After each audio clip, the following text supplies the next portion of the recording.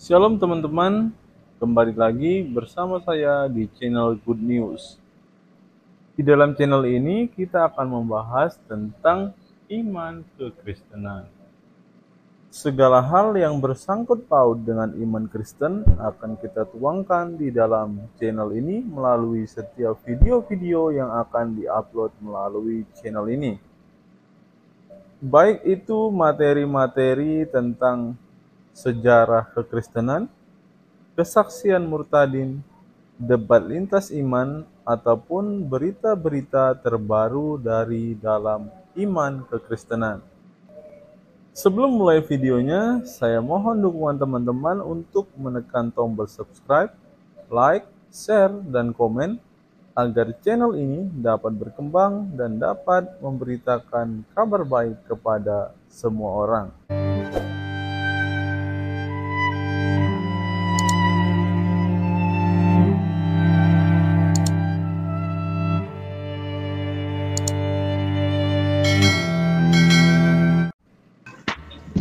Oke, mungkin Pak John atau Ibu Sophie. Bapak itu Allah. Bapak itu Allah yang batin, Allah yang roh, Allah Ya. yang tidak kelihatan. Orang Yahudi menyebutnya Bapak yang di surga. Sama seperti dalam Quranmu, surah 57 ayat 3. Ada Allah yang zohir, ada Allah yang kelihatan, dan ada Allah yang batin yang tidak kelihatan. Di dalam Alkitab kami, Allah yang batin, yang roh, yang tidak kelihatan, yang suaranya nggak pernah didengar, rupanya pun nggak pernah dilihat, itu namanya Bapa. Allah yang zohir, Allah yang selalu menampakkan diri, yang punya wujud, yang berbentuk, yang kelihatan, Allah yang zohir itu namanya Sang Firman. Allah yang zuhir inilah yang kemudian nuzul ke bumi menjadi manusia 2000 tahun yang lalu, disebut anak Allah. Ya, benar. Berarti ini dong roh gitu ya, roh Allah gitu. Allah di dalam Alkitab kami memang seperti itu, Pak. Yang di surga orang Yahudi menyebutnya Bapa, Af. Bukan berarti dia laki-laki kayak di Quranmu. Bagaimana mungkin aku tidak punya anak karena aku tidak punya istri, kalau Allah bukan laki-laki. Kalau di dalam Alkitab Allah kita tidak punya gender, Pak. Af itu artinya sumber segala yang hidup. Itu arti kata Aba atau Bapa. Kemudian Sang Firman itu kenapa disebut anak? Karena dia keluar dari Allah. Jadi Allah kami itu nggak naik turun surga bumi. Kalau dia menampakkan diri kepada para nabi di bumi, dia cukup mengutus firman-Nya. Bapak nggak ada gender gitu? Nggak ada gender. Yang namanya ruh tidak punya jenis kelamin. Kalau di Quranmu kan Allahmu laki-laki. Bahkan di surat berarti dong, Allahmu berkata, bagaimana mungkin kami bisa mempunyai anak sedangkan nggak punya istri? Allahmu nggak punya istri, berarti laki-laki dong. Ya, itu Kalau Allah berkata, bagaimana mungkin aku nggak mempunyai suami lah, berarti Allahmu perempuan. Kalau nggak berarti Allahmu lesbian, homo. Ya kan? Kalau nggak berarti lesbian dong. Dia mengatakan, bagaimana mungkin aku punya anak, aku nggak punya istri katanya. Berarti udah jelasin.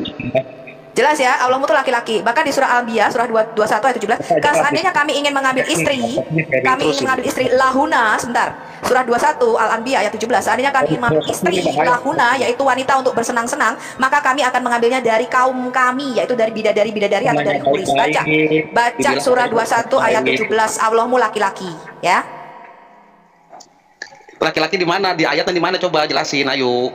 Loh, jangan ayatnya. Kamu surah 6 ayat 101 kamu nggak baca. Kamu nggak baca surah 72 ayat 3. Allahmu berkata begini, bagaimana mungkin aku punya anak? Aku aja punya istri? Enggak. Kan gue harus kawin dulu, istri gue hamil baru gue bisa punya anak. Oke ya. Berarti Allah itu laki-laki, kalau nggak lesbian dong. Oke ya, kita main hujat-hujatan ya. Loh, kok hujat-hujatan? Benar nggak surah 6 ayat 101 Allahmu berkata, bagaimana mungkin aku bisa punya anak sedangkan aku nggak punya sahibah, tidak punya pasangan perempuan. Surah 72, surah Al-Jin ayat 3. Betul apa enggak? Allahmu berkata, aku tidak punya anak karena nggak punya istri. Kemudian surah 21 ayat 17 Al-Anbiya, kalau kami ingin mengambil istri, Allahmu berkata begini nih, kalau kami mau mengambil istri untuk lahuna, untuk bersenang-senang, kami akan mengambilnya dari kaum kami, yaitu dari antara para malaikat atau bidadari. Betul nggak? Kata Allahmu, kalau dia ingin mengambil istri, dia mengambil dari para malaikat atau bidadari. Surah Al-Anbiya ayat 17. Ya Pak ya? Enggak salah, itu otak busuk. Berarti kamu nggak tahu Quranmu, ya otakmu yang busuk. Kamu baca surah Al-Anbiya ayat 17, Allahmu berkata, kalau kami ingin mengambil wanita lahuna, itu wanita untuk bersenang-senang, atau istri, maka kami akan mengambilnya dari kaum kami. Kau baca tafsir Al-Jalalain, artinya dari antara para malaikat atau bidadari-bidadari yang bermata jeli. Allahmu itu laki-laki. Bahkan Allahmu itu nggak bisa punya anak karena dia nggak punya istri. Sedangkan Maryam di dalam Quranmu bisa punya anak tanpa punya suami. Tapi Allahmu berkata, gue nggak bisa punya anak, orang gue nggak punya istri. Lagi lo. Begini dengan tidak beranak ya, bukan kita menghujat tidak benar menurut kamu. Bisa kamu luruskan, bukan menghujat tidak ya? Ya, direvisi itu ayat gimana menurut? Beliau Ibu Topi memberikan ayat. Jadi kamu tinggal meluruskan, bukan menghujat. Kalau soal hujatan, Kristen Bu Nona. Oh, dia sudah turun. Iyalah, Karena dia sendiri tidak tahu istilah-istilah teologis. Allah itu di dalam Quran laki-laki, bahkan menggunakan kata ganti laki-laki. Ya, dia kalian tahu kata ganti yang digunakan untuk Allah itu ada ya untuk netral. Ya benar. Ya, digunakan istilah aba itu karena memang patriarki. Ya, memang Allah itu digambarkan maskulin, tapi di dalam Alkitab kita Allah berkata, aku seperti ibu yang membelai-belai anaknya. Aku ini seperti ayah yang sayang kepada anaknya. Ya, roh itu tidak bergender. Ya, Roh Kudus itu tidak punya gender netral. Ya, dia ada kekuatan maskulin, ada kekuatan feminim di dalam diri Allah. Makanya ketika Allah berkata, marilah kita menjadikan manusia menurut gambar dan rupa kita, yang keluar itu dua entitas. Yang pertama dikeluarkan dulu yang maskulin, namanya Adam. Yang kedua dari sisi Adam yang maskulin ini dikeluarkan feminim, namanya Isyah, yang betina. Ini kita harus tahu dulu bahwa di dalam diri Allah itu ada yang namanya maskulin dan feminin. Dan ketika Allah berkata, marilah kita menjadikan manusia menurut gambar dan rupa kita, yang keluar itu maskulin dan feminin. Ya benar. Ya. Oke, dipahami ya, Bang Tuhan tidak beranak atau Bang Baal Muslim ya. Ketika Bu Sophie memberikan ayat, Bagaimana dulu udah ada. kamu bisa mengeceknya apakah benar ayat itu berbunyi, bukan berbunyi demikian. Bukan kita di sini menghujat. Kita di sini Saya tanya sama kamu, ya, si tidak beranak ini. Di dalam Quranmu, loh, Ayatnya apa menghujat tadi, di Bu? mana? Surat 6 ayat 101 benar nggak? Surat 72 ayat 3 benar nggak? Bahwa Allah nggak bisa punya anak karena dia nggak punya pasangan perempuan, nggak punya sahibah. Sekarang aku tanya begini, kenapa di dalam Quranmu, enggak sebentar, saya pakai logika aja. Di dalam Quranmu, kenapa Maryam bisa punya anak tanpa punya suami, sedangkan Allahmu nggak bisa punya anak kalau nggak punya istri? Coba kamu jelaskan. Bentar Bu, tadi kata Ibu Sadar. Diam. Kamu jelaskan dulu kepada audiens muslimmu, ya, kenapa di dalam Quranmu Maryam bisa punya anak tanpa punya suami, sedangkan Allahmu berkata aku nggak bisa punya anak karena Kayak kamu Sophie, logika kamu hancur. lah. Sophie. Gini, Logika kamu hancur, Sophie. biar aman kamu ya. IQ 147 logika kamu tuh yang hancur. Baca aja ayatnya dulu, jadi nggak ada penghujatan. Kamu di sini. jawab dulu. Iya. Kamu baca dulu ayatmu. Pertanyaan saya, di dalam Quranmu, Maryam ketika katanya malaikat Jibril ini datang, kamu akan punya anak, kamu akan diberikan anak. Maryam langsung berkata begini, loh bagaimana mungkin aku nggak punya pasangan, aku nggak punya suami. Nah, aku seorang perawan, belum pernah disentuh laki-laki. Terus Allah mengatakan apa? Itu mudah. Jadi Maryam Masa lain saya, kenapa di surah Al-An'am ayat 101 dan surah Al-Jin surah 72 ayat 3 Allahmu kok nggak bisa punya anak kalau dia nggak punya sahibah atau pasangan perempuan? Coba kamu dunia sudah tua kau. jawab dulu, kenapa Allahmu laki-laki dan kalau dia mau mengambil wanita dia mengambilnya dari kau? Allah itu bukan manusia, guys, ya. Dia mengatakan Allah itu manusia siapa? Justru itu pertanyaan kita. Manusia yang bernama Maryam saja bisa punya anak tanpa punya suami, betul nggak teman-teman? Tapi Allah berkata dia nggak bisa punya anak karena nggak punya pasangan perempuan. Kenapa Allahmu nggak punya istri? Pertanyaan saya, kenapa Allahmu nggak punya istri? Begini Pak, Kenapa Allahmu nggak punya istri? tidak bisa Dia laki-laki. menghina satu orang, saya keluarkan. Ini diskusi yang lintas agama. Ya, kalau kamu tidak bawa data, kalau kamu tidak baca, ya saya turunkan.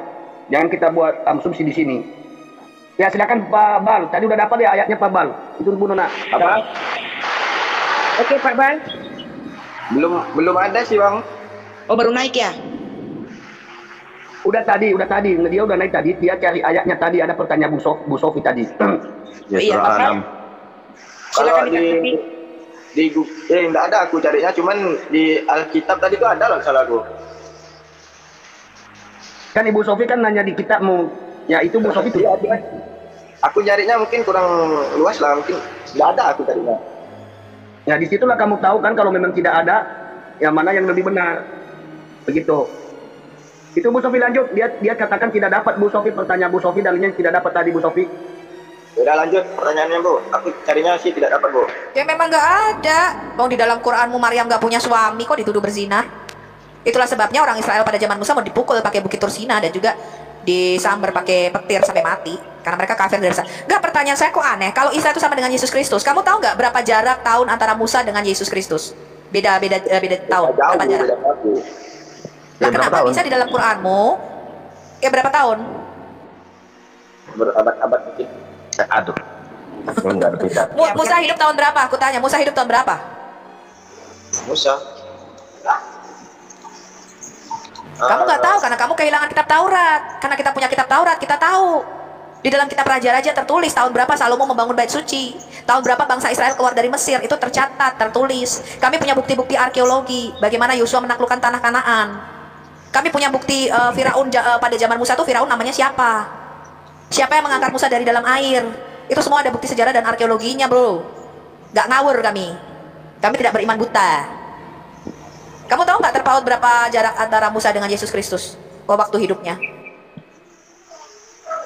Ya, tidak tahu, Bu. Saya kan hidupnya di tahun 2000. Nah, udah kok kasih tahu aja ya, kelamaan kalau nunggu kok bisa sampai Maranatha Tuhan Yesus datang kok nggak tahu pula jawabannya apa.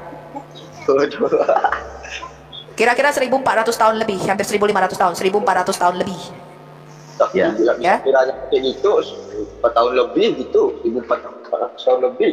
Iya, jadi Musa mati 1400 tahun kemudian baru Yesus lahir.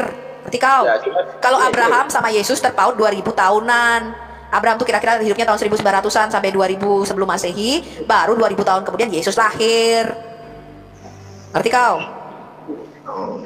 Pakai perkiraan gitu. Ya kok nggak ngerti, buku berantakan begitu, surah Al-Baqarah aja semua nama nabi masuk. Atas cerita apa, tiba-tiba cerita Adam. Adam bawahnya cerita Israel, Israel cerita Musa, Musa cerita Ismail, Yakub, tiba-tiba balik ke penciptaan. Habis kisah penciptaan nggak tahu ujungnya kemana, dia tiba-tiba cerita Isa putra Maryam. Pantesan aja kamu bingung, tiba-tiba keselip pula tuh ada sapi betina di situ. Gua nggak tahu ya, apa hubungannya kenapa surah 2 ini dinamakan surah sapi betina. Lu tahu nggak? Lu bisa jelasin nggak sama gue, Bal? Apa hubungannya kisah penciptaan, kisah Adam, kisah Musa, Isa yang ada di surah 2 itu kenapa surah ini dinamakan sapi betina?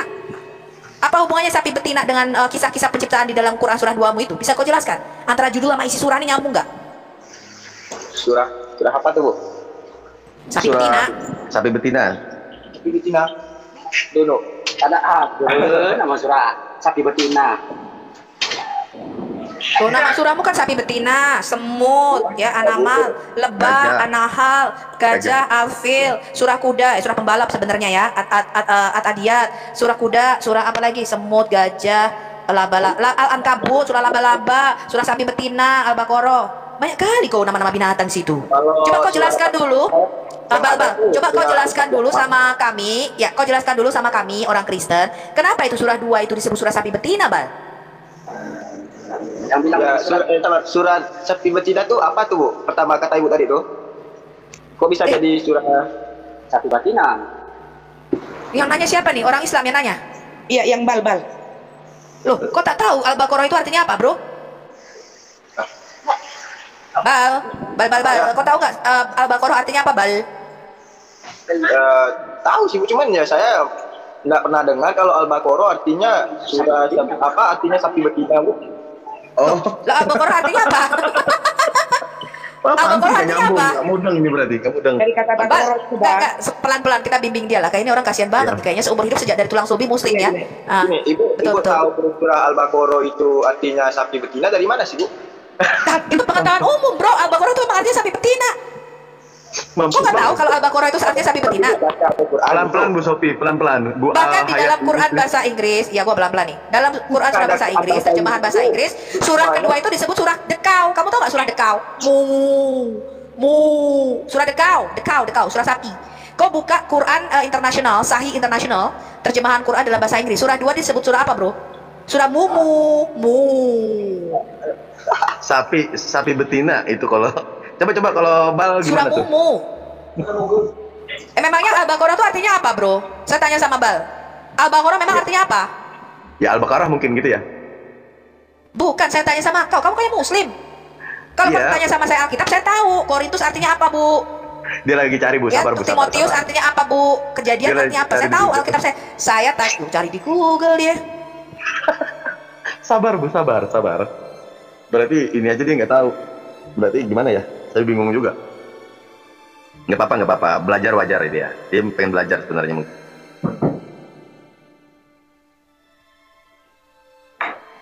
Mungkin Bung Sepabal nih, saya tegaskan aja, Al-Baqarah itu artinya sapi betina, artinya gitu.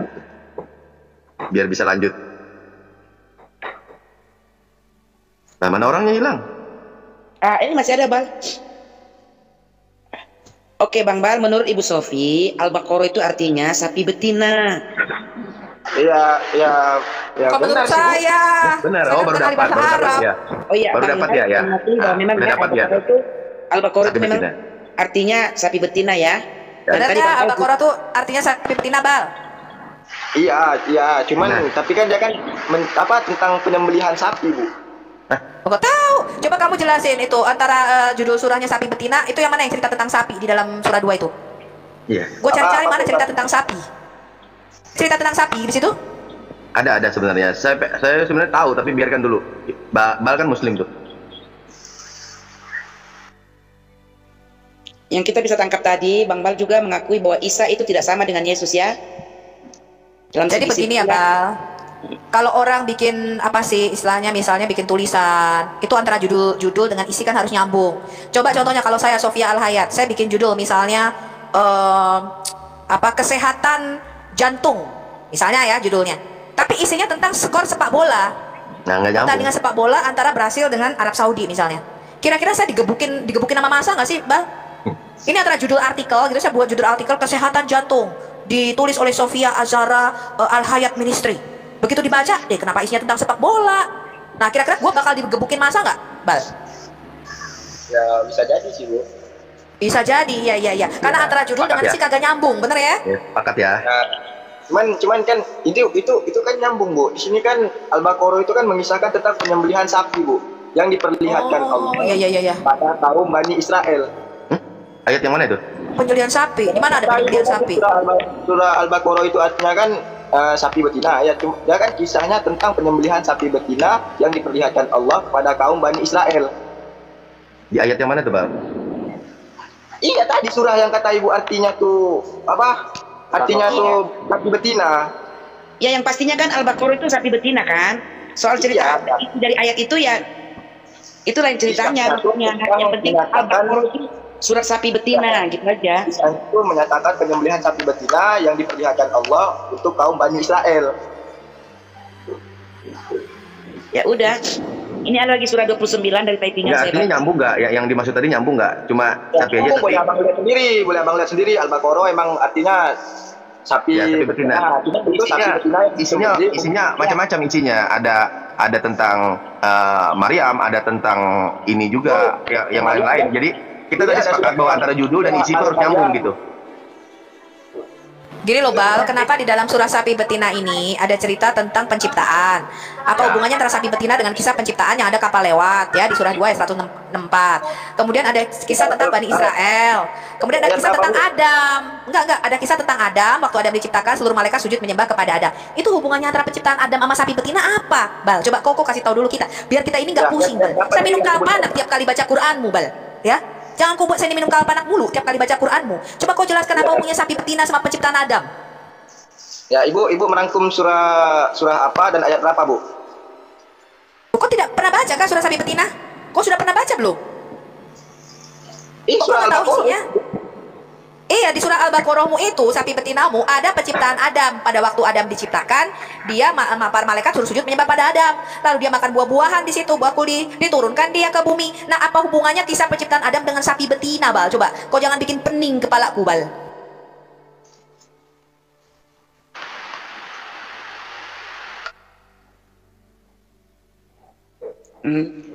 Jadi Bang Bal, di sini Ibu Sofi bukan menghujat ya tentang Al-Baqarah itu memang surat sapi betina ya, bukan menghujat karena memang Al-Baqarah itu artinya sapi betina. Oke, Bang? Ya. Oke, saya ya, akui. bukan Nggak menghujat ada ya. menghujat saya.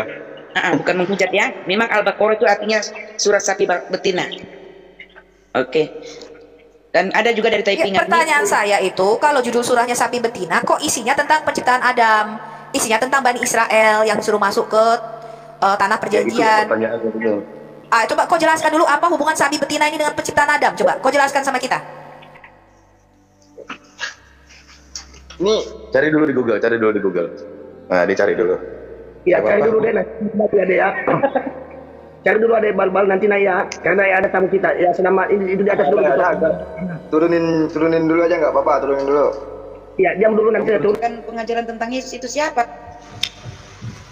Ya, kembali lagi Pak Radit ya. Langsung Pak Radit mau bertanya. Iya, santai dong, Pak Pendeta. Kok gini sih? Jangan bawa-bawa yang masalah itu dong. Bom, membakar, waduh. Padahal saya mau ngobrol damai gitu loh. Ya, silakan. Mau adem-adem. Gimana Bu Sofi, bisa kan? Cobalah yang beradab lah. Kalau saya melakukan surah 6 ayat 108, Pak. Begitu mereka menghujat, saya akan hujat balik Nabi dan Allahnya. Ya, kamu baca dulu surah 6 ayat 108. Saya katakan peraturan debat dengan saya, peraturan debat dengan saya. Bentar Pak, saya melakukan hukum Newton ketiga ya, aksi reaksi. Anda bertanya, saya jawab. Anda santuy, saya santuy. Anda menghujat, saya lakukan surah 6 ayat 108. Sebelum Anda naik ke Komal berdiskusi dengan saya, silakan baca dulu surah binatang ternak ya, surah 6 ayat 108. Memang ada masalah apa di binatang ternak itu, Bu Sofi? Saya tanya dulu Pak, kenapa nama Quranmu itu bisa sapi betina, lebah, laba-laba, binatang ternak? Siapa tuh yang kasih nama surat-suratmu binatang? Ya dari Allah langsung. Itu ada maksudnya, itu ceritanya. Oh, jadi Allah itu nulis pakai surat nama-nama binatang? Ya terserah ibu lah, ibu mau tafsir gimana, terserah suka-suka ibu. Bukan tafsir.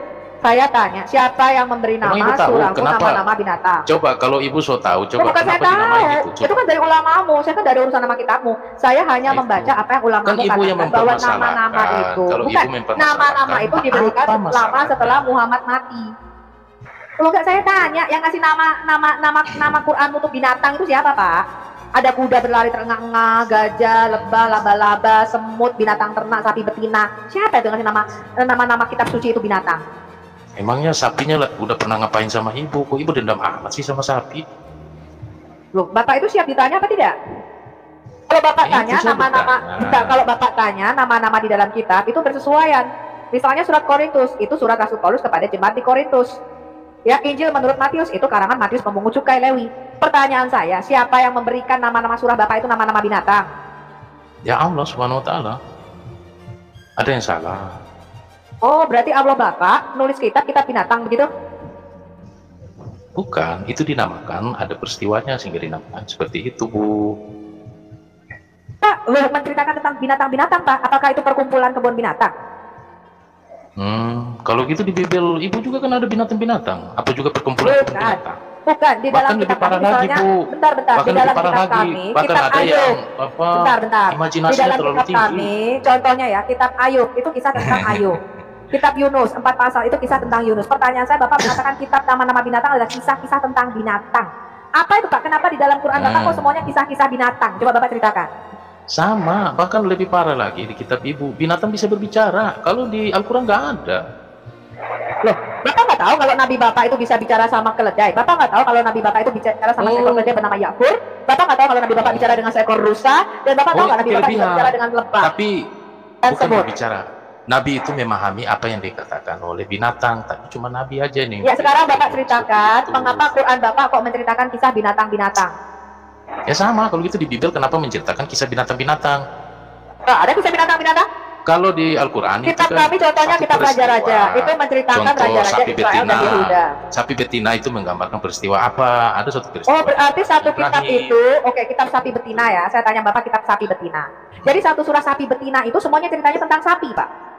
Enggak semua tentang sapi. Oh, jadi nggak semua ada kisah yang simboliknya tentang sapi betina. Sekarang saya bertanya sama Ibu, bagaimana dengan kisah keledai di dalam Bible? Jadi kamu ngeles bahwa kitab itu isinya binatang semua?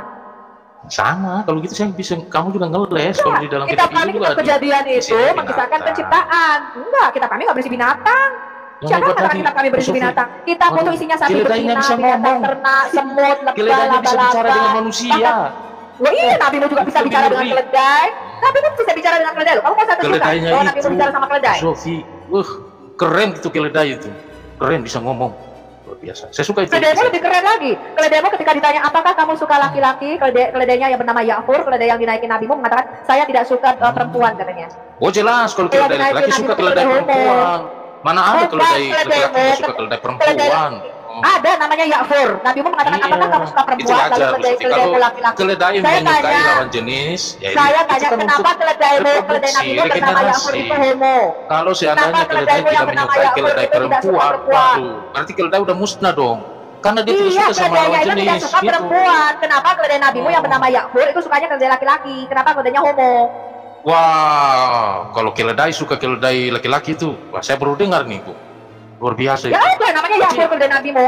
Yang saya tahu keledai laki-laki suka keledai perempuan. Itu Bu. Sama kayak kuda, kuda laki-laki suka kuda perempuan. Semua binatang yang Jadi kita foto laki-laki berisi suka kisah-kisah binatang yang binatang ya? perempuan. Iya, jadi kita foto berisi kisah-kisah binatang. Kan saya sudah bilang, Bu, itu cuman simbolik, mengisahkan ada suatu kisah di dalam itu terlibat suatu binatang yang dipakai. Makanya Saya tanya dinamakan dong, surat saya itu. tanya surah 100, demi kuda yang berlari terengah-engah, kuda yang mencetuskan api di waktu pagi itu apa artinya Pak? Surah 100 yang sebelah Itu kan saya itu. alegoris, namanya aja demi kuda, berarti alegoris sudah pakai kata demi kuda. Ada kata kuda di surah 100 itu, saya tanya. Nggak tahu kan kamu yang bilang tadi, kan demi kuda, kan ibu yang bilang tadi. Bukan, Anda berarti nggak tahu apa-apa dong tentang Islam. Kamu aja lebih nggak tahu apa-apa, kalau udah bisa ngomong aja kamu nggak tahu ada di mana itu dalam Bibel. Loh, keledaimu, Nabi Muhammad ngomong sama keledai bernama Ya'fur, kamu nggak tahu kalau keledainya homo suka laki-laki. Cuma yang hebat itu, Bu, waduh, keledainya bisa ngomong. Hebat itu, ada Tuhan, nulis kitab isinya Keren itu, Bu. binatang loh Keren, teman-teman. Keren. Ada kitab isinya binatang semua. Apalagi yang itu, Bu, aduh, yang naga itu, Bu, keren itu, kayak di film Game of Thrones, keren.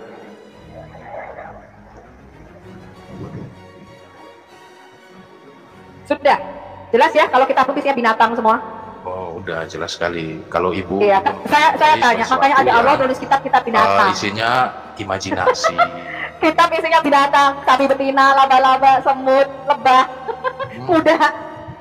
Keledai, singa makan rumput. Wah, itu Yang lebih parah, anehnya Bu. dipercaya Kalau ini singa kitab makan turun dari Bu, langit. coba benar-benar. saya mau tanya, Bu, Kitab isinya sejak binatang kapan? turun dari langit. Ini di luar konteks agama ya, Bu, saya mau tanya. Pernahkah ibu melihat singa makan rumput, Bu? Yang saya heran, Allah nulis kitab isinya binatang. Dikirimnya diturunin Tanya dari langit apa, ketujuh ke langit Bu? pertama. Singa makan rumput gimana, Bu? Iya, kamu yang ditanya apa jawabnya apa? Ikan saya tanya dulu, harus ibu jawab. Menurut ibu, apakah singa bisa makan rumput? Kalau nggak bisa jawab ya udahlah. Jangan pernah percaya kultus Islam, teman-teman. Penyembahan pagan Quraisy yang kitabnya isinya binatang semua. Innalillahi wa inna ilaihi raji'un. Kitab binatang yang diturunkan dari langit ketujuh ke langit pertama. Jangan pernah Anda percaya ini kitab yang suci. Itu kan pemikiran ibu seperti itu, pemikirannya sesat. Kamu aja nggak bisa jelaskan kok Udah, kitab isinya binatang. Kamu tadi mengatakan kisah-kisah binatang Bu yang ditulis dalam Quran. Terus yang beruang, naga, singa itu bukan bersih binatang ya? Di dalam kitab ibu. Coba Anda sebutkan, ada nggak kitab beruang di dalam Alkitab kita? Itu ada itu di kitab Mana Wahyu. judul kitab beruang, kitab naga, ada nggak? Kitab Wahyu, kitab Wahyu. Nah, makanya goblok. Wahyu itu vision Ada atau penglihatan beruang, bentuknya simbol. ada singa, ada macan tutul. Lah, Pak Toro, ini turunkan aja Kak, nggak guna, nggak tahu apa-apa tentang Islam. Yang nggak guna itu lu. Isinya cuma binatang taunya semua. hujat, Binatang cuma taunya ternak, hujat. sapi betina, Ketika lebah, dibalikin laba-laba. ke kitab sampean, Ketika dibalikan apa? Terbodoh, kitab Wahyu itu kitab vision, penglihatan, tau nggak?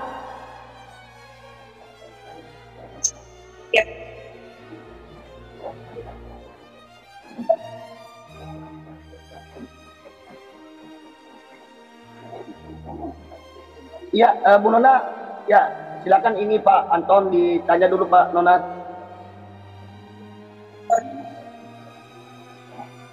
Bahkan dia nggak tahu kalau nabinya bicara dengan keledai, laki-laki yang bernama Ya'fur, dan katakan keledai itu nggak suka perempuan, keledainya homo, teman-teman.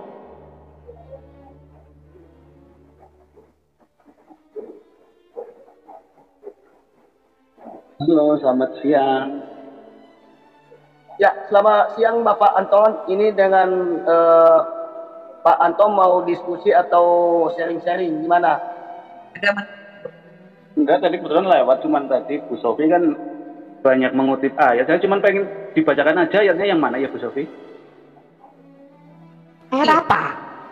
Saya tanya, kenapa di dalam Quranmu itu banyak sekali nama-nama binatang? Siapa itu yang nulis kitab-kitab kisah binatang itu? Yang saya tanya di mana Bu Sofi? Bacakan dong ayatnya. Ya baca aja sendiri. Nama surahmu kan binatang ternak semua. Ya, Anda Sapi di mana, betina, Bu? lebah, Aku kuku, laba-laba, kuda. Ya, di mana? Di mana Bu Sofi? Bacakan dong. Bu Sofi. Itu aja Pak Pendeta, saya pengen dengar aja ayatnya di mana. Pengen dengar aja. Lagi nggak ngomongin ayat Pak, lagi ngomongin judul surahmu tulisnya binatang semua. Ya, yang mana surat apa? Isinya apa dibacakan kan jelas. Kan banyak, memang kamu nggak tahu Al-Baqarah? Nggak tahu kan Bu Sofi ahlinya Islam katanya. Oh ya sudah, kalau kamu nggak tahu turun aja. Saya cari yang tahu Pak soalnya. Kalau nggak tahu kayak kamu bodoh ya turun aja, kamu dengerin di bawah. Ya? Katanya lebih tahu. Jadi bawa surat, ditanya surat bingung, nggak bisa. Gimana sih Bu? Bingung? Judul surahmu tuh Al-Baqarah sapi betina, saya sudah jelaskan. Kalau kamu nggak tahu Al-Baqarah sapi betina, lu turun aja. Ya dibacakan toh, kan saya mau belajar. Saya nggak baca surat-surat binatang. Nggak baca tuh nggak bisa Bu. Itu udah hal berbeda loh. Loh, Nabi mah bisa nggak baca surah-surah binatang, saya tanya. Nabi yang kamu bangga-banggakan Muhammad itu bisa nggak baca tulis Quran? Terus yang membawa Al-Quran siapa Bu? Mana tahu? Quran kan tulisan Nabi-Nabi Yahudi. Gimana? Dan kita punya buktinya. Genisah Kairo, kamu tunggu ya. Di channel Al Hayat Indonesia kita sudah buka. Siap, di mana Bu? Terus nih. Saya tanya, Nabi bisa nggak baca kitab-kitab binatang? Ya kitab binatangnya apa Bu? Dibacakan coba. Saya tanya dulu, Nabi bisa baca tulis nggak? Kenapa? Ya dijelaskan loh Bu, kan saya mau mendengarkan Ibu, mau belajar. Saya kan nggak tahu apa-apa, saya kan bodoh tadi katanya, kan saya belajar.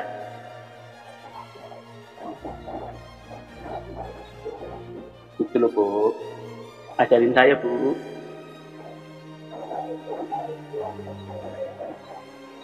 Gak apa-apa, kamu sudah melakukan sunnah karena nabimu juga bodoh, gak bisa baca tulis. Jadi kalau kamu bodoh itu wajar. Iya Bu, makanya diajarin dong sama ahlinya. Oh gak perlu Pak, karena nabimu juga bodoh. Loh kok gitu katanya? Nabimu gak bisa baca tulis, jadi kalau kamu gak bisa baca tulis itu wajar. Oh gak mau mengasihi orang bodoh Bu? Kan ajarannya kasih Bu, kalau gak mau mengasihi orang bodoh Bu, diajarin dong Bu. Gak perlu Pak, karena nabimu juga gak bisa baca tulis. Jadi kamu sunnah, kalau kamu lebih pintar daripada nabimu, itu penghujatan namanya. Bilangan pasal 31, pembalasan kepada orang Midian. Tuhan berfirman kepada Musa, lakukanlah pembalasan orang Israel kepada orang Midian. Kemudian engkau akan dikumpulkan kepada kaum leluhurmu. Lalu berkatalah Musa kepada bangsa itu, baiklah, sejumlah orang dari antaramu mempersenjatai diri untuk berperang, supaya mereka melawan Midian untuk menjalankan pembalasan Tuhan terhadap Midian. Dari setiap suku di antara segala suku Israel haruslah kamu menyuruh 1.000 orang untuk berperang. Demikianlah diserahkan dari kaum-kaum Israel 1.000 orang dari tiap-tiap suku. Jadi 12.000 orang bersenjata untuk berperang. Lalu Musa menyuruh mereka untuk berperang, 1.000 orang dari tiap-tiap suku, bersama-sama dengan Pinehas, anak Imam Eleazar, untuk berperang dengan membawa perkakas tempat kudus dan nafiri-nafiri pemberi tanda semboyan. Kemudian berperanglah mereka melawan Midian seperti yang diperintahkan Tuhan kepada Musa, lalu membunuh semua laki-laki mereka. Selain dari orang-orang yang mati terbunuh itu, mereka pun membunuh juga raja-raja Midian, yakni Ewi, Rekem, Zur, Hur, dan Reba, kelima raja Midian. Juga Bileam bin Beor dibunuh mereka dengan pedang. Kemudian Israel melawan perempuan-perempuan Midian dan anak-anak mereka, juga segala hewan, segala ternak, dan segenap kekayaan mereka dijarah, dan segala kota kediaman serta segala tempat perkemahan mereka dibakar. Kemudian diambillah seluruh jarahan dan seluruh rampasan berupa manusia dan hewan itu, dan dibawalah orang-orang tawanan, rampasan dan jarahan itu kepada Musa dan Imam Eleazar dan kepada umat Israel ke tempat perkemahan di dataran Moab yang di tepi sungai Yordan dekat Yeriko. Lalu pergilah Musa dan Imam Eleazar dan semua pemimpin umat itu sampai ke luar tempat perkemahan untuk menyongsong mereka. Maka gusarlah Musa kepada para pemimpin tentara itu, kepada para kepala pasukan 1.000 dan para kepala pasukan 100 yang berpulang dari peperangan. Dan Musa berkata kepada mereka, kamu biarkankah semua perempuan hidup? Bukankah perempuan-perempuan ini atas nasihat Bileam menjadi sebabnya orang Israel berubah setia terhadap Tuhan dalam hal peor, sehingga tulah Tuhan turun ke antara umat Tuhan? Maka sekarang bunuhlah semua laki-laki di antara anak-anak mereka, dan juga semua perempuan yang pernah bersetubuh dengan laki-laki haruslah kamu bunuh. Tetapi semua orang muda di antara perempuan yang belum pernah bersetubuh dengan laki-laki haruslah kamu biarkan hidup bagimu. Tetapi kamu ini berkemahlah 7 hari lamanya di luar tempat perkemahan. Setiap orang yang telah membunuh orang dan setiap orang yang kena kepada orang yang mati terbunuh haruslah menghapus dosa dari dirinya pada hari yang ketiga dan pada hari yang ketujuh. Kamu sendiri dan orang-orang tawananmu juga, setiap pakaian dan setiap barang kulit dan setiap barang yang dibuat dari bulu kambing dan setiap barang kayu haruslah disucikan. Lalu berkatalah Imam Eleazar kepada para prajurit yang telah pergi bertempur itu, inilah ketetapan hukum yang diperintahkan Tuhan kepada Musa. Hanya emas dan perak, tembaga, besi, timah putih dan timah hitam, segala yang tahan api, haruslah kamu lalukan dari api supaya menjadi tahir, tetapi semuanya itu haruslah juga disucikan dengan air penyuci, dan segala yang tidak tahan api haruslah kamu lalukan dari air.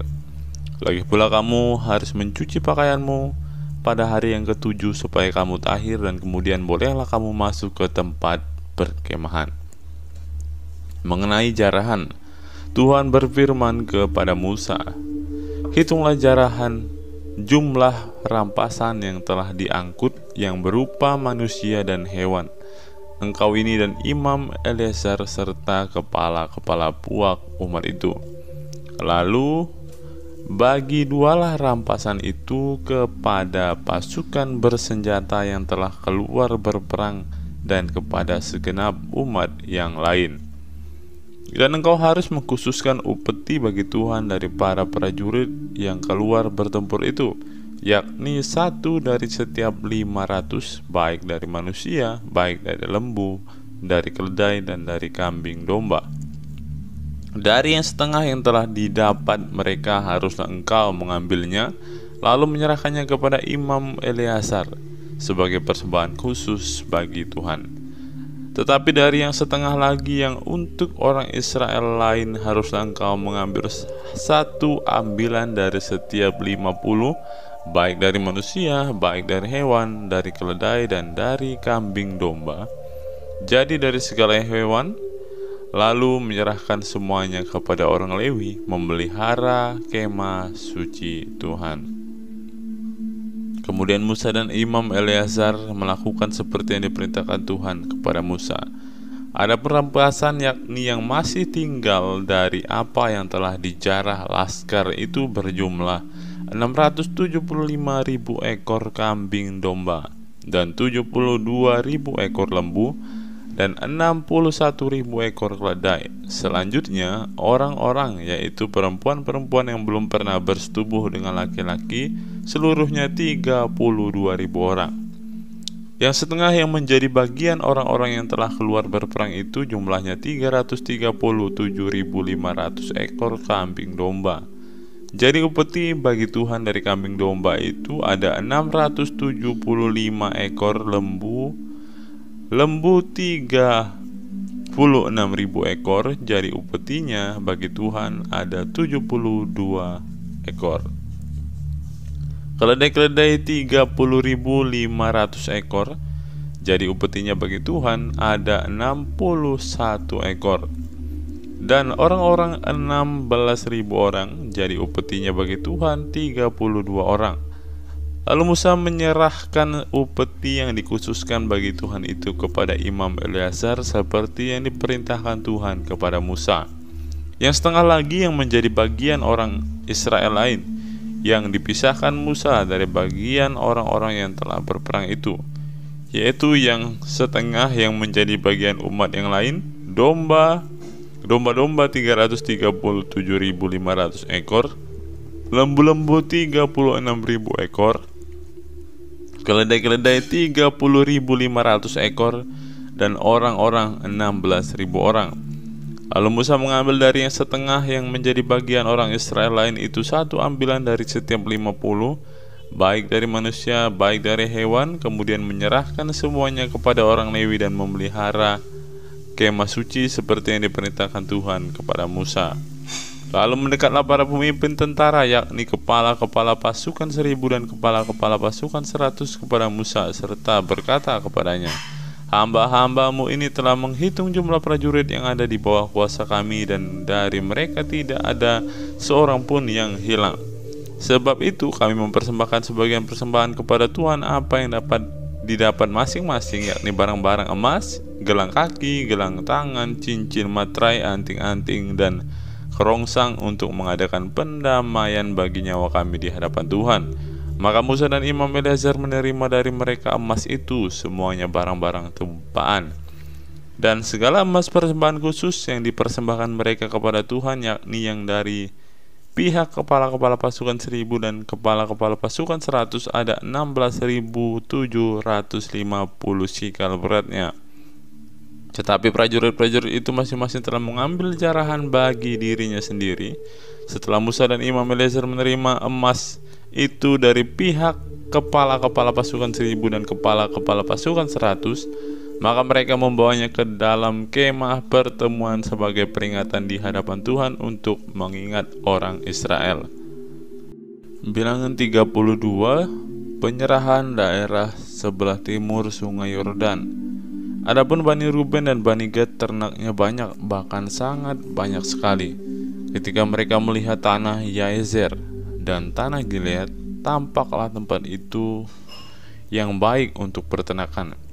Lalu datanglah Bani Gad dan Bani Ruben dan berkata kepada Musa, Imam Eleazar, dan kepada para pemimpin itu, Atarot, Dibon, Yaezer, Nimra, Esibon, Eleale, Sebam, Nebo, dan Beon, negeri yang telah dikalahkan oleh Tuhan untuk umat Israel, itulah suatu negeri yang baik untuk peternakan, dan hamba-hambamu ini memang ada ternaknya.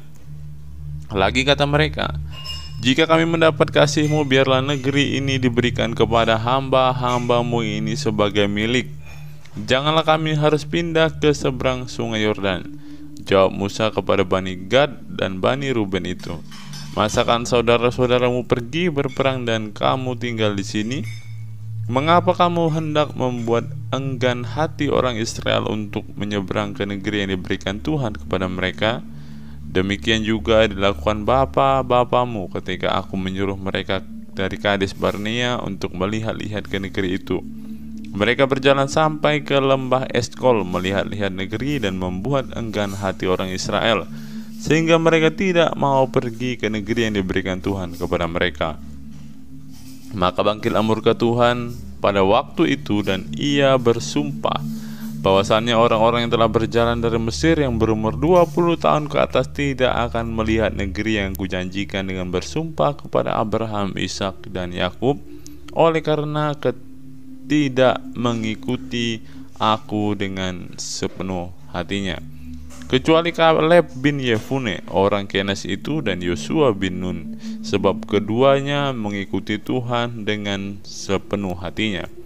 Sebab itu bangkitlah murka Tuhan kepada orang Israel, sehingga ia membuat mereka mengembara pada padang gurun 40 tahun lamanya, sampai habis mati segenap angkatan yang telah berbuat jahat di mata Tuhan. Dan sekarang kamu bangkit ganti bapa-bapamu, suatu kawanan orang-orang berdosa, untuk menambah lagi murka Tuhan yang menyala-nyala kepada orang Israel itu. Jika kamu berbalik membelakangi dia, maka kamu akan lebih lama lagi dibiarkannya tinggal di padang gurun, dan kamu akan membawa kemusnahan atas seluruh bangsa ini.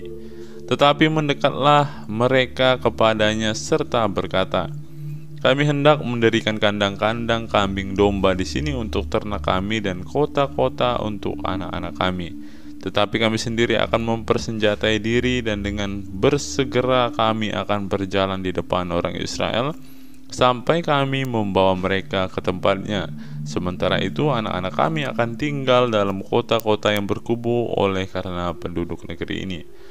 kami tidak akan pulang ke rumah kami sampai setiap orang Israel memperoleh milik pusakanya. Sebab kami tidak mau menerima milik pusaka di seberang sungai Yordan sana, dan seterusnya. Apabila kami mendapat milik pusaka di seberang sungai Yordan sini di sebelah timur. Lalu berkatalah Musa kepada mereka, jika kamu hendak berbuat demikian, jika kamu hendak mempersenjatai diri untuk berperang di hadapan Tuhan, dan setiap orang dari kamu yang telah bersenjata hendak menyeberangi sungai Yordan di hadapan Tuhan, sampai ia menghalau musuh-musuhnya dari hadapannya, sehingga negeri itu takluk ke hadapan Tuhan, dan jika kemudian kamu pulang, maka akan bebaslah kamu dari kewajibanmu kepada Tuhan dan kepada Israel, dan negeri ini pun akan menjadi milikmu di hadapan Tuhan. Tetapi jika kamu tidak berbuat demikian, sesungguhnya kamu berdosa kepada Tuhan, dan kamu akan mengalami bahwa dosamu itu akan menimpa kamu.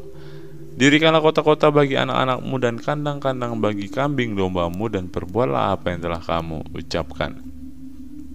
Maka berkatalah Bani Gad dan Bani Ruben itu kepada Musa, hamba-hambamu ini akan berbuat seperti yang diperintahkan Tuanku.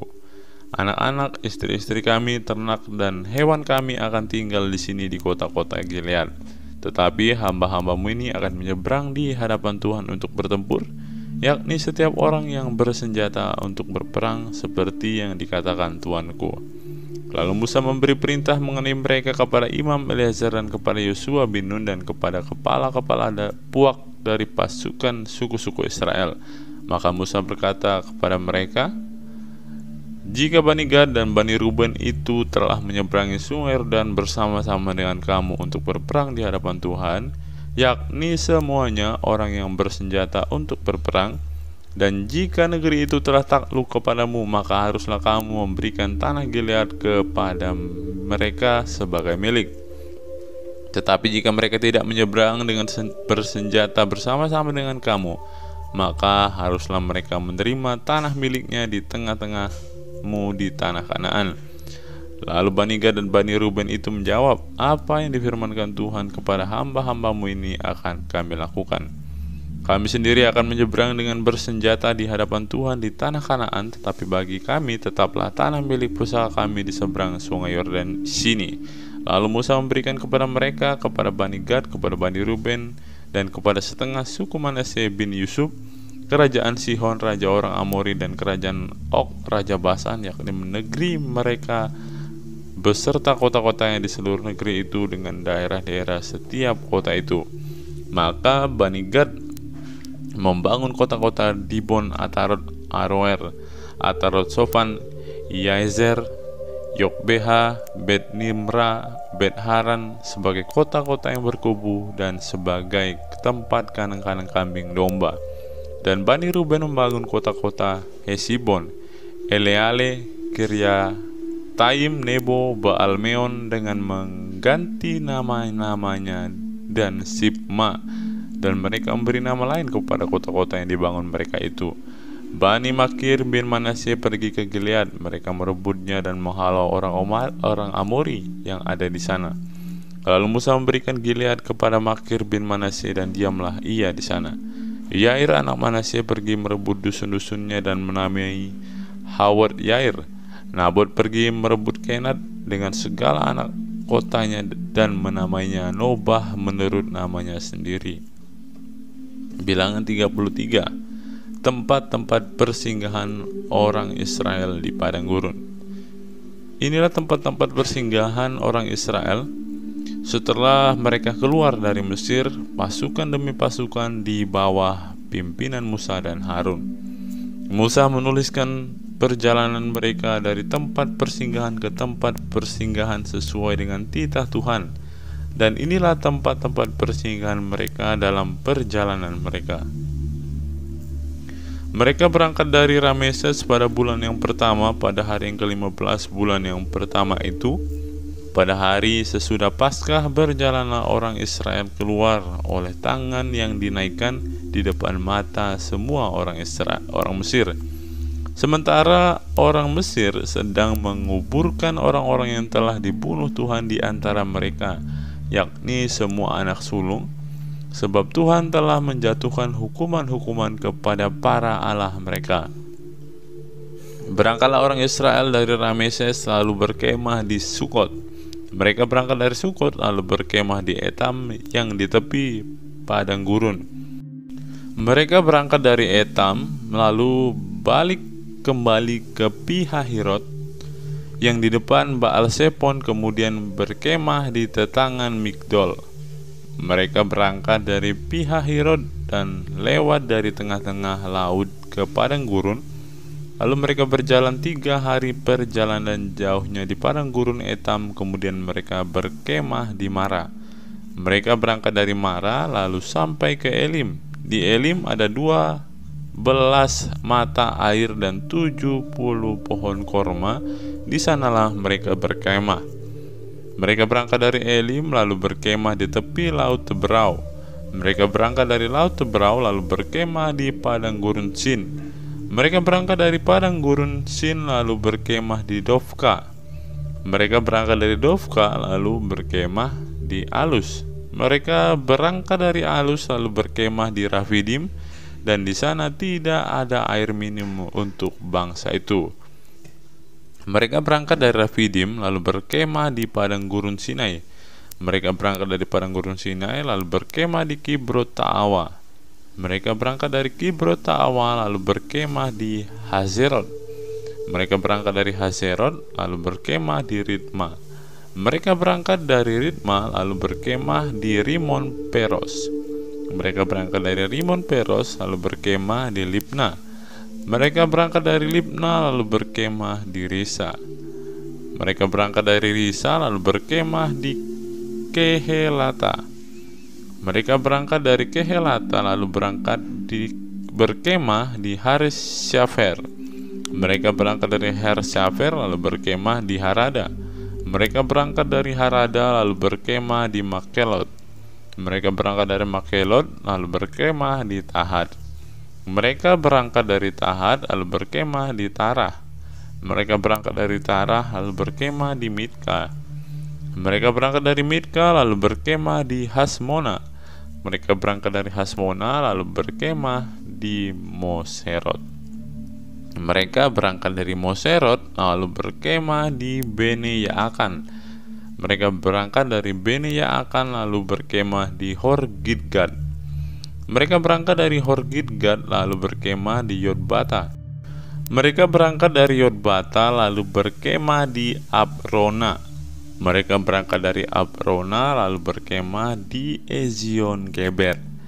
Mereka berangkat dari Ezion Geber lalu berkemah di padang gurun Zin, yaitu Kades. Mereka berangkat dari Kades lalu berkemah di Gunung Hor di perbatasan tanah Edom. Ketika itu Imam Harun naik ke Gunung Hor sesuai dengan titah Tuhan, dan di situ ia mati pada tahun ke-40 sesudah orang Israel keluar dari tanah Mesir. Pada bulan yang kelima pada tanggal 1 bulan itu, Harun berumur 123 tahun ketika ia mati di padang gunung Hor. Pada waktu itu Raja negeri Arad, orang Kanaan itu yang tinggal di tanah Negeb di tanah Kanaan, mendengar kabar tentang kedatangan orang Israel. Berangkatlah mereka dari gunung Hor lalu berkemah di Zalmona. Mereka berangkat dari Zalmona lalu berkemah di Punon. Mereka berangkat dari Punon lalu berkemah di Obot. Mereka berangkat dari Obot lalu berkemah dekat reruntuhan di Abiram daerah Moab.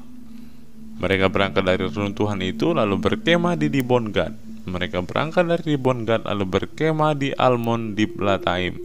Mereka berangkat dari Almon Diblatayim lalu berkemah di pegunungan Abarim di depan Nebo. Mereka berangkat dari pegunungan Abarim lalu berangkat dari dataran Moab itu ke tepi sungai Yordan dekat Yeriko. Mereka berkemah di tepi sungai Yordan dari Bet Yesimot sampai ke Abel Sitim di dataran Moab. Apa yang harus dilakukan sesudah tanah Kanaan direbut? Tuhan berfirman kepada Musa di dataran Moab di tepi sungai Yordan dekat Yeriko.